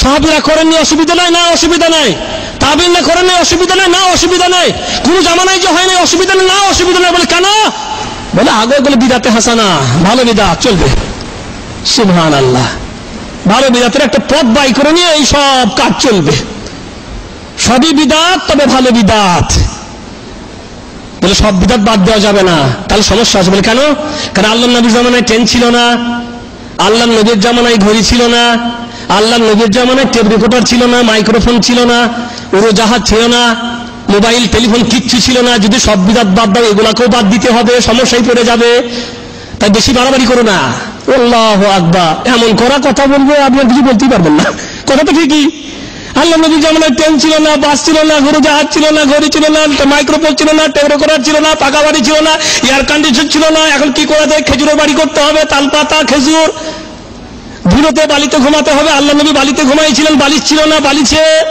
খেজুর পাতা ভরা ছিল খেজুর পাতা ভরে ঘুমাতে হবে ছিঁড়া ভরা জামা পরতেন আল্লাহর নবী ভালো জামা পরা যাবে না এয়ার কন্ডিশন দোতলা পাকা বাড়ি করা যাবে না এখন আপনি সমস্যায় পড়ে গেলেন বাবা চুপ থাকাই ভালো আর বেশি বাড়াবাড়ি করা যাবে না কারণ সব বিদাত বাদ দেওয়া যাবে না আল্লাহু আকবার এইভাবে ফতোয়া দিয়ে মানুষদেরকে বুঝিয়ে দিয়েছে সব বিদাত বিদাত নয় বিদাতের মধ্যে ভালো মন্দ আছে তো যেমন তুমি ঘড়ি ব্যবহার করছো ওরকম ভাবে মিলাদুন নবী একটা বিদাত কিন্তু এটা ভালো বিদাত আমার নবী মুহাম্মদ রাসূলুল্লাহ সাল্লাল্লাহু আলাইহি ওয়াসাল্লাম মিম্বরে গিয়ে প্রত্যেক জুমার দিনে বলতেন কুল্লু বিদাতিন দালালা প্রত্যেকটা বিদাত হচ্ছে গুমরাহি কুল্লু বিদাতিন দালালা প্রত্যেকটা বিদাত হচ্ছে ভ্রষ্ট ওয়া কুল্লু দালালাতিন ফিন্নার আর প্রত্যেকটা ভ্রষ্টের ঠিকানা হচ্ছে জাহান্নাম প্রত্যেকটি বিদাত আপনারা তো সৌদি আরবে থেকে তো মাশাআল্লাহ এরকম আরবি অনেকেই বুঝেন কুল মানে সব ঠিক বুঝেন না কুল শির সবগুলাই নিয়ে যা কুল ইঞ্চি সবাই এসো বলেন না এরকম আরবি তো আমরা ইনশাআল্লাহ এখানে বলতে বলতে শিখে গেছি অতএব এই আরবিগুলো দু একটা শব্দগুলো মনে রেখে তাদের কাছে বলবেন যে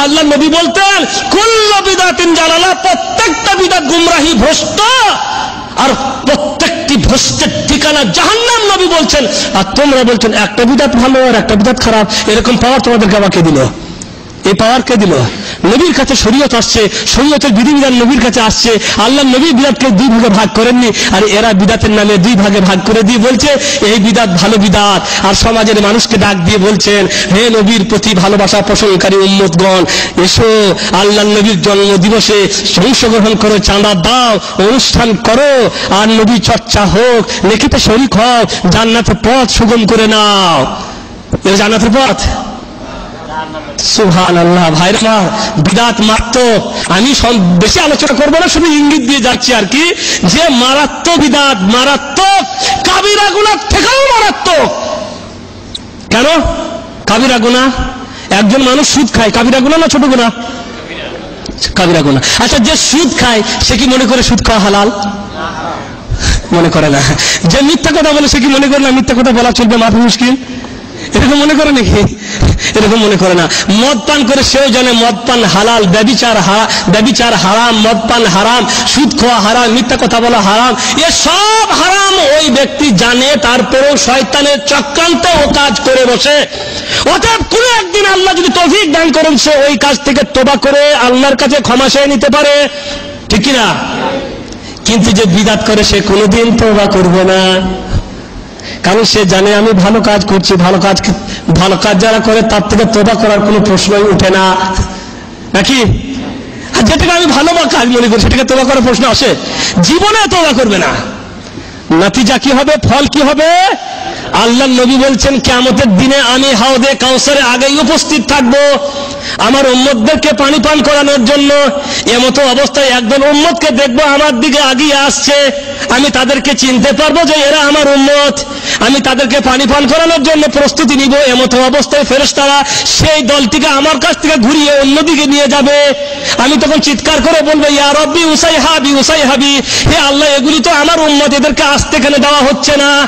আল্লাহ তাআলা সঙ্গে সঙ্গে উত্তর দিয়ে বলবেন ইন্নাকা লা তাদরি মা আহদাসু বাদাক, হে নবী তুমি জানো না দুনিয়া থেকে চলে আসার পরে ওরা দিনের নামে কত নতুন দিন আবিষ্কার করেছিল। সুবহানাল্লাহ। এই কথা শুনে কিন্তু আল্লাহ নবী এই কথা বলবেন না আল্লাহ যা হবার হয়ে গেছে মাফ করে দাও, তাই বলবেন নাকি? যা হবার হয়ে গেছে মাফ করে দাও। অথচ আমার নবী আল্লাহর কাছে কান্নাকাটি করবেন আর বলবে ইয়া আল্লাহ উম্মত অনেক জাহান্নামে চলে গেছে, মেহেরবানি করো আল্লাহ। আল্লাহ বলবেন যা এতগুলিকে বার করে নিয়ে আসগা, অতগুলিকে বার করে নিয়ে আসবেন। আবার যাবেন, আল্লাহ নবী বলে হুজুর আল্লাহ গো এখনো অনেক আছে। আল্লাহ বলবেন আবারও যা এতগুলিকে বার করে নিয়ে আসগা। আল্লাহ নবী আবার যাবেন, আবারও বার করে আনবেন, বলবেন আল্লাহ গো আরো অনেক আছে। আরো সে নিচে সাজদার মধ্যে পড়ে গিয়ে আল্লাহর কাছে কান্নাকাটি করে বলবেন আল্লাহ গো উম্মত কষ্টের মধ্যে পড়ে আছে, ব্যবস্থা করো। আল্লাহ তাআলা বলবেন নবী মাথা তোলো, তুমি বলো তোমার কথা শোনা হবে, তুমি সুপারিশ করো, তোমার সুপারিশ গ্রহণ করা হবে। যাকে আল্লাহ তাআলা সুপারিশ করার পাওয়ার দিচ্ছেন তিনি সুপারিশ করবেন। কিন্তু এদের জন্য তিনি একথা বলবেন না যে আল্লাহ তাআলা যা হবার হয়ে গেছে মাফ করে দাও। কি বলবেন? সহকান লিমা গায়্যারু বাদু, সহকান লিমা গায়্যারা বাদি, যারা দিনের মধ্যে পরিবর্তন সূচিত করেছে দূর হয়ে যায় আমার কাছ থেকে, আমার কোনো দরকার নেই। এই কথা বলবেন না যে আল্লাহ কি করে দাও, মাফ করে দাও। বলতে আমি এই চাইছিলাম ভাইরা আমার, হালুয়া খাবার মহব্বত আমরা করি, আল্লাহ নবীর জন্য মহব্বতে হালুয়া খেয়েনি। কিন্তু হালুয়া কেনে খেয়েছিলেন? দাঁত ভেঙে গেছিল, দাঁত ভাঙার মহব্বতে নাই, ব্যথা পাবো ওটা কাজ করতে পারবো না, জানের মহব্বতে নাই। আল্লাহ নবীর কাছে একদিন উমর এসে বলছেন ইয়া রাসূলুল্লাহ আমি আপনাকে খুব ভালোবাসি, শুধু আমার জানটা বাদ দিয়ে বাকি সব থেকে আমি আপনাকে ভালোবাসি। আল্লাহ নবী বলছেন উমর এখনো তুমি পাকা মুসলমান হতে পারোনি। উমর রাদিয়াল্লাহু তাআলা চিন্তা করছেন ব্যাপারটা কি, চিন্তা করে দেখছেন আমার জান নবীর জান, আমার জান নবীর জান, যদি নবীর জানের উপরে কোনো আক্রমণ আসে আমার জানটা বাঁচিয়ে নবীর কাছ থেকে পালিয়ে যাবো না আমার জানটা দিয়ে নবীকে নাকি রক্ষা করবো? তখন তিনি নির্বাচন করে বললেন না, আমার কাছে যদি নবীর জানের উপরে কোনো আক্রমণ আসে আর সেই আক্রমণ থেকে নবীকে বাঁচানোর জন্য যদি আমার জান দেওয়ার প্রয়োজন হয় আমি জানটা দিয়ে নবীকে বাঁচাবো। সঙ্গে সঙ্গে নবীর কাছে গিয়ে বলতেন ইয়া রাসূলুল্লাহ আমি আপনাকে আমার জানের থেকেও বেশি ভালোবাসি। আল্লাহ নবী বলছেন আলানা ইয়া উমর, উমর এখন তুমি পাক্কা মুসলমান মনে হয়ে গেছো। জানের মহব্বত করতেন তারা, মাল দিয়ে মহব্বত করেছেন তারা, জান দিয়ে মহব্বত করেছেন তারা। উহুদের যুদ্ধের সময় এমন একটি পরিস্থিতি এসেছে যে তখন আল্লাহর নবীর কাছে মাত্র 7 জন সাহাবী ছাড়া আর কেউ নেই, সব ছত্রভঙ্গ হয়ে গেছে, শত্রুরা চারিদিক থেকে আল্লাহর নবীকে ঘিরে ফেলেছেন, সমস্যায় পড়ে গেছে। এই 7 জন সাহাবী আল্লাহর নবীকে মধ্যখানে রেখে বললেন ইয়া রাসূলুল্লাহ মাথাটা নিচে করবেন, হাতটা গুটিয়ে রাখবেন, বুকটা সাবধানে রাখবেন, পিঠটা আড়াল করে রাখবেন, যদি তীর আসে যেন আমার বুকে লাগে, তীর এসে যেন আমার পিঠে লাগে, আমার মাথা আমার পিঠ আমার বুক আমার হাত সব প্রস্তুত আছে ইয়া রাসূলুল্লাহ, আপনার আঘাত আপনার শরীরে যেন কোনো আঘাত না লাগে।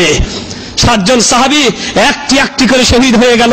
উবাইদুল্লাহ বিন তালহা সম্পর্কে এসেছে সারা শরীরটা তীরের আঘাতে ঝাঁঝরা হয়ে গেছে, তীরের আঘাতে ঝাঁঝরা হয়ে গেছে। আল্লাহর নবী বলছেন আল্লাহর জমিনে যদি কোনো চলমান শহীদকে দেখতে চাও তাহলে তালহা বিন উবাইদুল্লাহকে দেখে নাও। সুবহানাল্লাহ। সারা শরীর ঝাঁঝরা হয়ে গেছে। নবী বলছেন, যদি আল্লাহর জমিনে কোনো চলমান শহীদকে দেখতে চাও, তালহা বিন উবাইদুল্লাহকে দেখে নাও। হালুয়ার মোহব্বত নয়, নবী দিবসের মোহব্বত নয়, জান দিয়ে মোহব্বত করেছেন, মাল দিয়ে মোহব্বত করেছেন তারা। জান দিবার সময় নেই, মাল দিবার সময় নেই। মসজিদ হবে চাঁদার দরকার, তখন প্যাকেটে হাত যায় না, মায়া লাগে 10 টাকা দিতে, হাত বের হয় না। আল্লাহ নবী উদ্বুদ্ধ করেছেন, আমার নবী বলেছেন মসজিদ তৈরি করতে আগে বাড়তে হবে আমাকে, আমার নবী বলেছেন মাদ্রাসা তৈরি করতে মাদ্রাসা করতে হবে আমাকে, আমার নবী বলেছেন কোরআন হাদিসের শিক্ষা দেওয়ার জন্য ফজিলতের কথা, সেই দিকে আমাদের কোনো কান নেই। মিলাদুন নবী এলে পড়ান তখন উঠে পড়ে লাগি, এই কথাটা আল্লাহ নবী বলেছেন নাকি আল্লাহ নবী বলতে ভুলে গেছিলেন? আল্লাহ তাআলা নবীকে বললেন, তোমার উম্মতকে বলে দাও, তারা যদি তোমার সামনে একবার দরুদ পড়ে তাহলে আমি আল্লাহ ওদেরকে 10টা করে রহমত দান করব। সুবহানাল্লাহ। নবীর সামনে একবার দরুদ পড়লে আল্লাহর কাছ থেকে 10টি রহমত পাওয়া যায়, এটা আল্লাহ বলে দিয়েছেন নবীর মাধ্যমে। যদি আল্লাহর নবীর জন্মদিবস পালন করার মধ্যে কোনো না থাকতো, আল্লাহ বলতেন তোমার উম্মতকে বলে দাও, তোমার জন্মদিবস পালন করলে 1 গাড়ি নেকি দেবো। বলেছেন নাকি বলতে ভুলে গেছিলেন? ও ভুলে গেছেন না, আমাদের হুজুরা খেচে খুঁচে টেনে টুনে বার করে নিয়ে এসছে। এই সুন্নাতটা গায়েব হয়ে গেছিল, উজ্জ্ব হয়ে গেছিল। এরা বার করেছে, আবু বকরও জানতে পারেনি, ওমরও জানতে পারেনি, সাহাবীরা কেউ জানতে পারেনি, এরা জানতে পেরে গেছে। ভাইরা, আমার কথা ছিল, আমার বলার উদ্দেশ্য ছিল আহলুস সুন্নাহ ওয়াল জামাআহ, কোরআন ও হাদিসের অনুসারী দল, তারা এই সমস্ত জিনিসের সমর্থন করে না। তাদের কথা হচ্ছে কোরআন ও হাদিসে যার প্রমাণ নাই তা করা যাবে না, কোরআন ও হাদিসে যার প্রমাণ আছে তা কি করতে হবে? করতে হবে। অতএব নবী মুহাম্মদ রাসূলুল্লাহ সাল্লাল্লাহু আলাইহি সাল্লামের মহব্বতের প্রকাশ করতে গিয়ে আবার এরকম কাজ করে বলবেন না যে আমরা আল্লাহর নবীকে ভালোবাসি না। আমরা কার্যে বাস্তব নমুনা পেশ করে আমরা প্রমাণ করব সেই সমস্ত বিজাতিদেরকে যারা আজকে আমার নবীকে নিয়ে কটূক্তি করে, বিদ্রুপ করে, আমার নবীকে সন্ত্রাসী বলে, তাদেরকে আমরা প্রমাণ করে বলে দিব যে আমরা আমাদের নবীকে ভালোবাসি। তোমাদের সাথে বয়কট ঘোষণা করলাম, যতদিন না তোমরা আন্তর্জাতিকভাবে তাদের শাস্তির ঘোষণা না হবে, অন্যায়ের স্বীকৃত আন্তর্জাতিকভাবে না হওয়া পর্যন্ত আমরা মেনে নিব না। আমরা নবী মুহাম্মদ রাসূলুল্লাহ সাল্লাল্লাহু আলাইহি সাল্লামকে ভালোবাসি, প্রমাণ দিতে হবে। অনুরূপভাবে আহলুস সুন্নাহ ওয়াল জামাআহ সুন্নাতের অনুসারে দলের কথা হচ্ছে জিহাদ কিয়ামত পর্যন্ত জারি থাকবে। আল্লাহর পথে জিহাদ,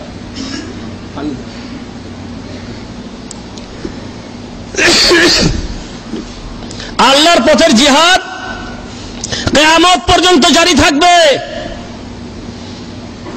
জিহাদ রহিত হয়নি, শর্তের ভিত্তিতে আমিরের নেতৃত্বে এই জিহাদ জারি থাকবে।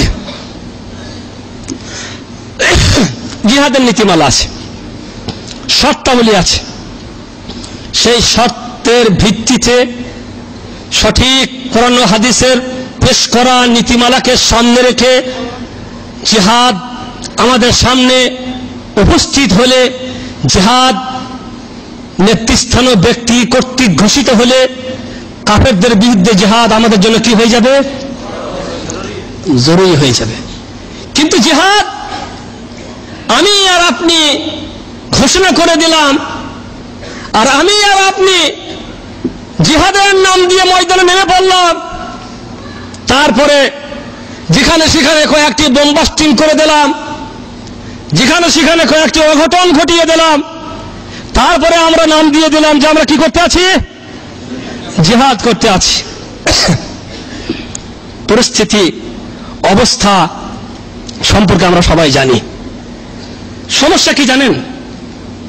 কিছু মানুষ এরকম কাজে জড়িত আছে, জিহাদের নাম দিয়েছে এবং তারা নিজেরাই ফতোয়া তৈরি করেছে যে বর্তমানে যত মুসলিম শাসক তারা যেহেতু কোরআন ও হাদিসের উপরে আমল করে না, অতএব তারা কাফের হয়ে গেছে। আর কাফেরের বিরুদ্ধে জিহাদ করার জন্য আমাদেরকে কি করা হয়েছে? বলা হয়েছে। ফতোয়া তারাই জারি করে, আর সেই ফতোয়াকে কার্যকরী তারাই করে এবং মানুষদেরকে তাদের এই মতের প্রতি আহ্বান জানিয়ে তারা বিভিন্ন জায়গাতে কয়েকটি অঘটন ঘটিয়ে দিয়ে বলে যে আমরা কি করতে আছি? জিহাদ করতে আছি।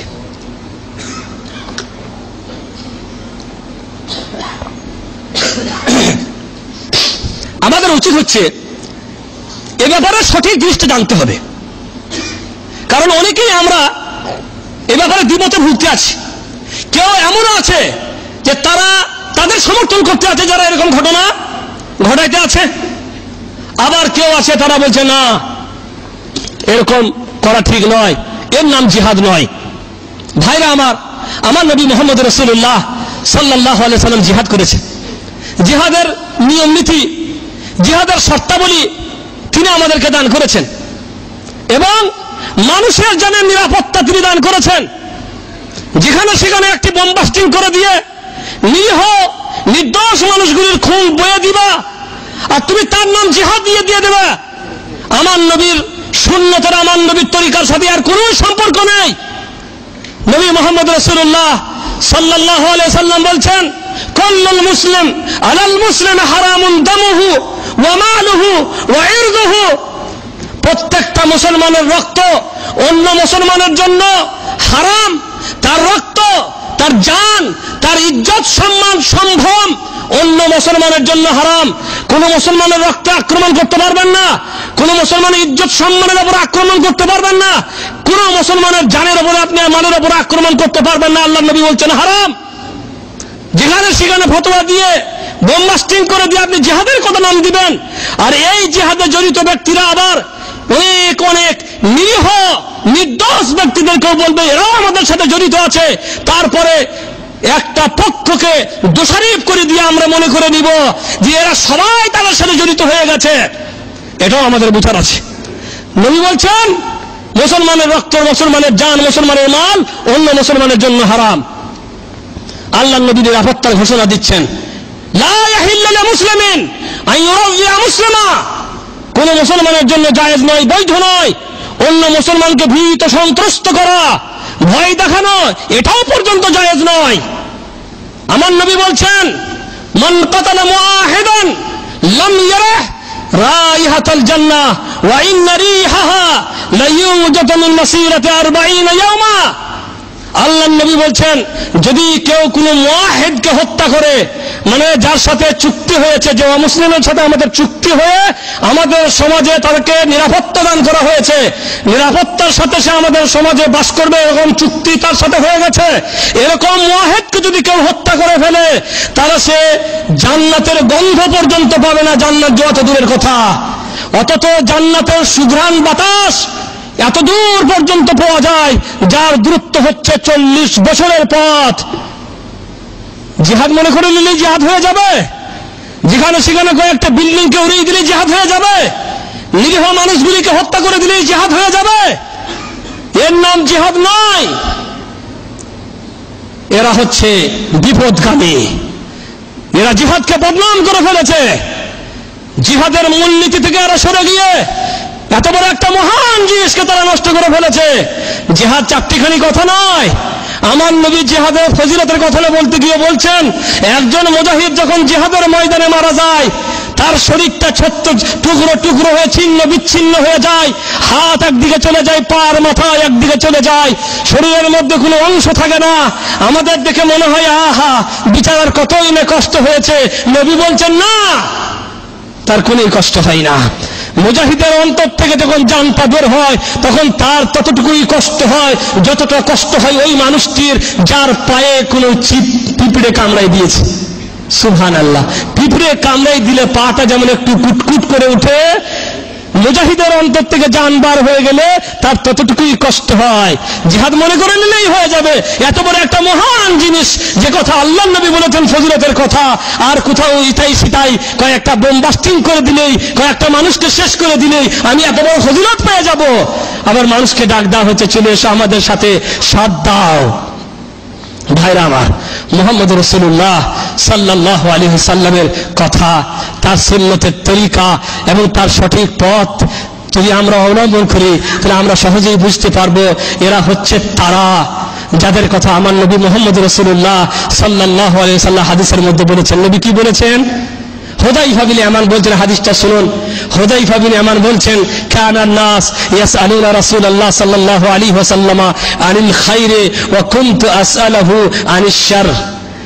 সাহাবীরা আল্লাহর নবীকে কল্যাণ সম্পর্কে জিজ্ঞাসা করতেন, কিন্তু আমি সব সময় আল্লাহর নবীকে অকল্যাণ সম্পর্কে জিজ্ঞাসা করতাম।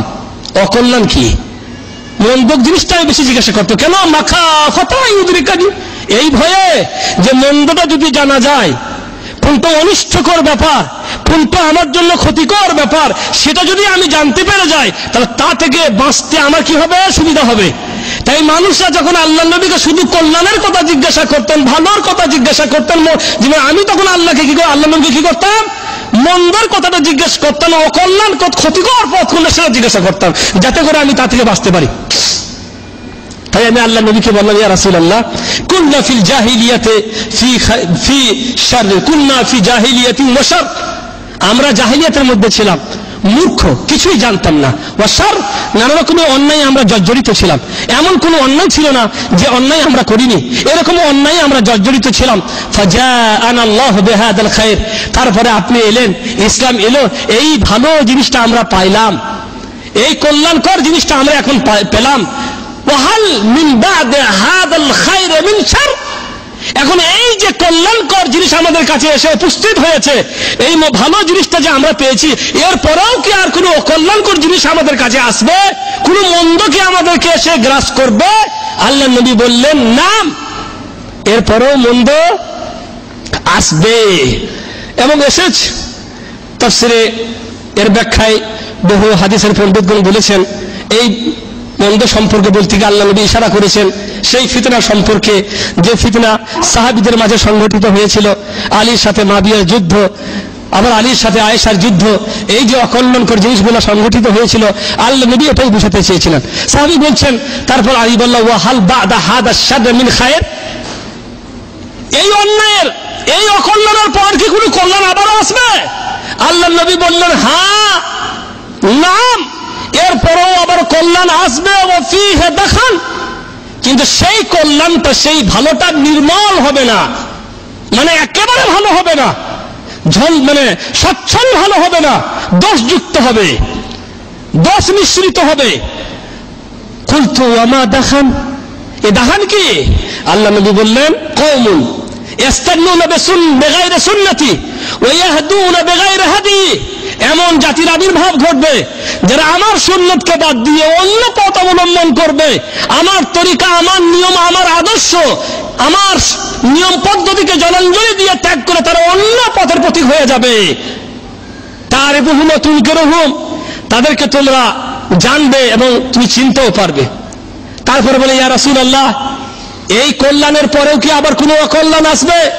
আল্লাহর নবী বললেন, নাম, দুআতুন আলা আবওয়াবে জাহান্নাম মান আজাবুহুম ইলাইহা কাদাফুহু ফিহা। قلت يا رسول الله صفهم لنا، قال هم من جلتنا ويتكلمون بلساننا بألسنتنا.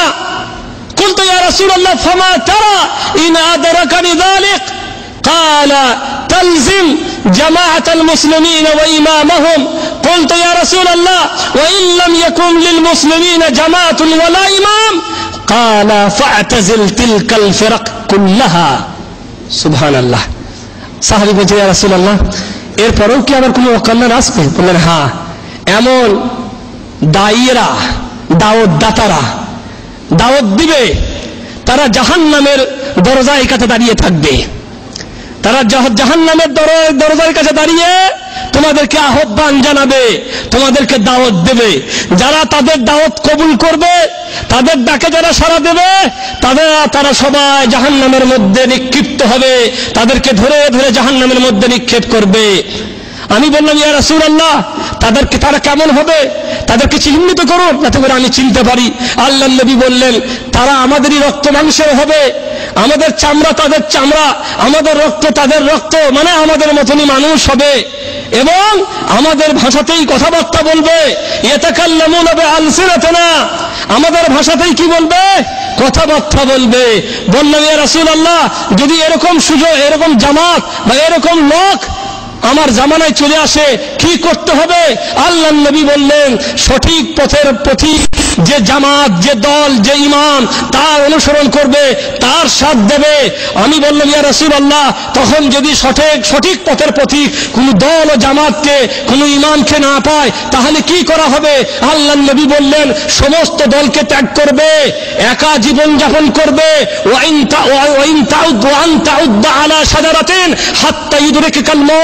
একটি গাছের কাছে গিয়ে গাছের শেকড়কে জড়িয়ে থাকবে, এমতো অবস্থায় যদি তোমার মৃত্যু হয় তবুও ভালো, কিন্তু এরকম ভ্রান্ত পথের পথিক যারা, তাদের ডাকে সাড়া দেবে না। ভাইরা আমার, জিহাদের ডাক দিয়ে তারা আমাদেরকে বোঝাইতে আছে, আমরা জিহাদ করতে চাই, আমাদের সাথে এসো। এরকম পথ মতকে সমর্থন করা যাবে না। এখন প্রশ্ন হচ্ছে, আমরা 5 ভাই, এক ভাই আমি ভালো আলেম, একজন কোরআনের হাফেজ, একজন ইঞ্জিনিয়ার, একজন ডাক্তার, একজন সন্ত্রাসী। 5টা ভাইয়ের একটা ভাই সন্ত্রাসী। এখন একটি ভাই যেহেতু আমার খারাপ, বদমাশ, বিপদগামী, সেই ভাইটি বিপদগামী হয়ে যাওয়ার কারণে কি আমরা 4 ভাই সকলেই দোষী হয়ে যাব? আজকের সমস্যা হচ্ছে যে এই কাজ করছে কিছু মানুষ, তারা এই কাজ করার পরে প্রকাশ করছে যে আমরা বাংলাদেশের সংস্থা জামিয়াতে আহলে হাদিসের ছেলে, আমরা বাংলাদেশের সংস্থা জামিয়াতে আহলে হাদিসের ছেলে। এখন সমূহ মানুষ, সমস্ত মুসলিম ভাইরা এই বাংলাদেশে বা যেখানে জামিয়াতে আহলে হাদিসের নামে একটা সংস্থা আছে, সেই সংস্থাকে দোষারোপ করে আর বলে এরা সবাই ওই দলের লোক। আমার একটি ভাই যদি সন্ত্রাসী হয়ে জিহাদের ডাক দেয়, তার জন্য কি এই জামিয়াতে আহলে হাদিস সংস্থা এরা সবাই দুর্নামপ্রাপ্ত হয়ে যাবে, সবাই দোষী হয়ে যাবে? একটা মানুষ খারাপ হয়ে যাওয়ার কারণে সমস্ত মানুষ খারাপ হয়ে যায় না, জামিয়াত খারাপ হয়ে যায় না, জামিয়াতের নীতি নষ্ট হয়ে যায় না। জামিয়াত এটা কোনো দল না, এটা একটি সংস্থা। এই সংস্থা বিশ্বের সব জায়গাতেই আছে। কোথাও বলা হয় আহলুস সুন্নাহ ওয়াল জামা, কোথাও বলা হয় ইখওয়ান, কি বলে আপনার মুসলিম জামাত, কোথাও আরো নাম আনসারুস সুন্নাহ, আনসারুত তাওহীদ। বিভিন্ন দেশে বিভিন্ন জায়গাতে এরকম নামের একটি দল আছে। কোথাও সালাফি এরকম নাম আছে। আসলে সালাফি, আহলে হাদিস এসব কিছু না, কথা একটাই যে তারা হচ্ছে আহলুস সুন্নাহ ওয়াল জামাআহ, সঠিক হাদিস ও কুরআন অনুযায়ী আমল করেন। তাদের নামে যদি কেউ কোনো জায়গাতে দুর্নীতি করে, তাদের নাম নিয়ে যদি কেউ কোনো জায়গাতে কোনো অঘটন ঘটায়, তাহলে এই জামাতের সাথে জড়িত সমস্ত ব্যক্তি দোষী হয়ে যাবে, এমন কোনো কথা নয়। সুষ্ঠুবান বিবেক মানুষরা, শিক্ষিত সমাজ আশা করি এটা মেনে নেবে না। একজন মানুষ খারাপ, তাকে দোষী করতে হবে, সে শাস্তি পাক, তাকে অ্যারেস্ট করা হোক, তার বিচার হোক, আমরা সবাই চাই। কিন্তু তাই বলে এই জামাতের লোক যেখানেই থাকবে তাদের বই পড়া যাবে না, তাদের প্রয়োগ নেওয়া যাবে না। সমস্যা হয়ে গেছে। মানুষ যখন আমাকে অ্যারেস্ট করে, তখন আমাকে অ্যারেস্ট করার জায়েজ বৈধতার জন্য অনেক দলিল সংগ্রহ করতে হয়। আমি আপনাদেরকে খোলামেলাই বলি, এক জামানাতে একটা বই লিখেছি, বইটার নাম জিহাদ। জিহাদের কথা কে জানে না?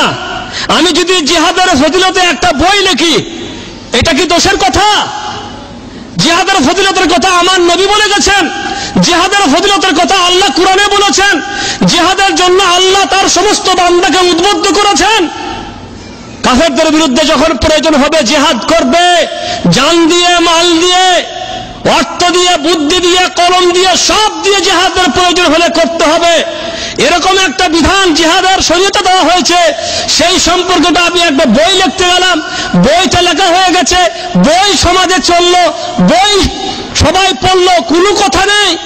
তারপরে একটা যুগ এলো, আমি অ্যারেস্ট হয়ে গেলাম কোন এক কারণে, এখন দলিল হিসাবে আমার ওই বইটা খুঁজে বের করা হয়েছে যে এক জামানায় আমি জিহাদের বই লিখেছিলাম।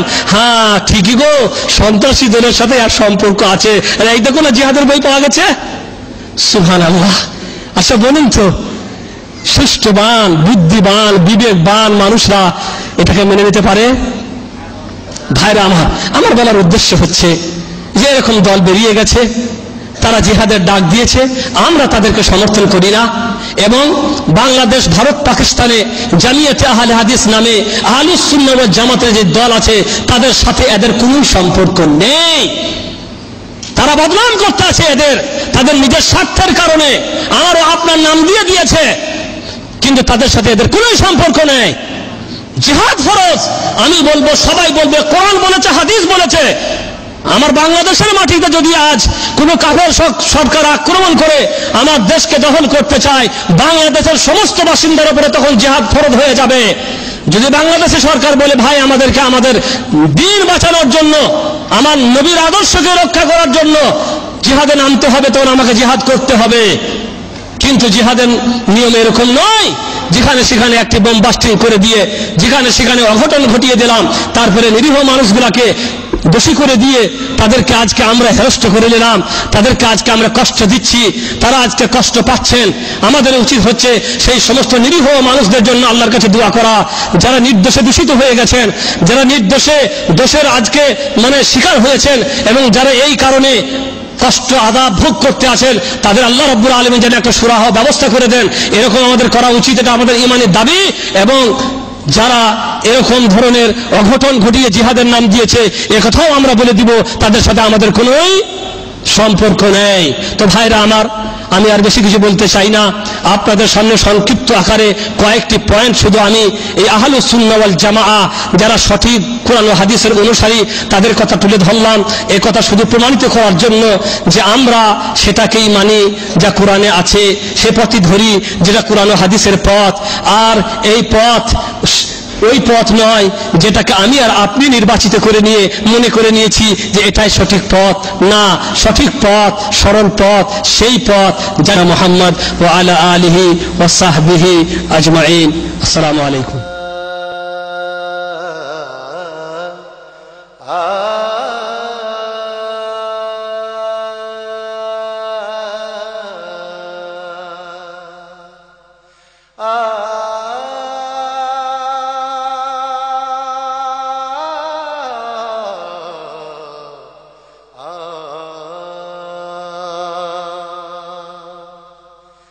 আমার কণ্ঠে এমন সুধা দাও ঢেলে দাও হে পরোয়ার। আমার কণ্ঠে এমন সুধা দাও ঢেলে দাও হে পরোয়ার। যা পিয়ে ঘুমন্ত যা পিয়ে ঘুমন্ত ভাঙে যেন রুদ্ধদ্বার। আমার কণ্ঠে এমন সুধা দাও ঢেলে দাও হে পরোয়ার। আমার কণ্ঠে এমন সুধা দাও ঢেলে দাও হে পরোয়ার। আমার গানের পরশ পেয়ে অশ্রুধারা ওঠে নে। আমার গানের পরশ পেয়ে অশ্রুধারা ওঠে নে। শাহাদাতের ভাগ্য চেয়ে জীবন জুড়ে আনে জোয়ার। শাহাদাতের ভাগ্য চেয়ে জীবন জুড়ে আনে জোয়ার। আমার কণ্ঠে এমন সুধা দাও ঢেলে দাও হে পরোয়ার। আমার গানের সুরে প্রভু দিও দিও অগ্নিধারা, দিন কায়েমের চির সবুজ অনুভূতি পাগল পাড়া, অনুভূতি পাগল পাড়া। আমার গানের সুরে প্রভু দিও দিও অগ্নিধারা, দিন কায়েমের চির সবুজ অনুভূতি পাগল পাড়া, অনুভূতি পাগল পাড়া। আল কোরআনের আয়াত দিয়ে তৌহিদেরি পীযুষ পিয়ে, আল কোরআনের আয়াত দিয়ে তৌহিদেরি মধু পিয়ে, হেরার পথের রোশনি নিয়ে পার হয়ে যাই দূর পারাবার। হেরার পথের রোশনি নিয়ে পার হয়ে যাই দূর পারাবার।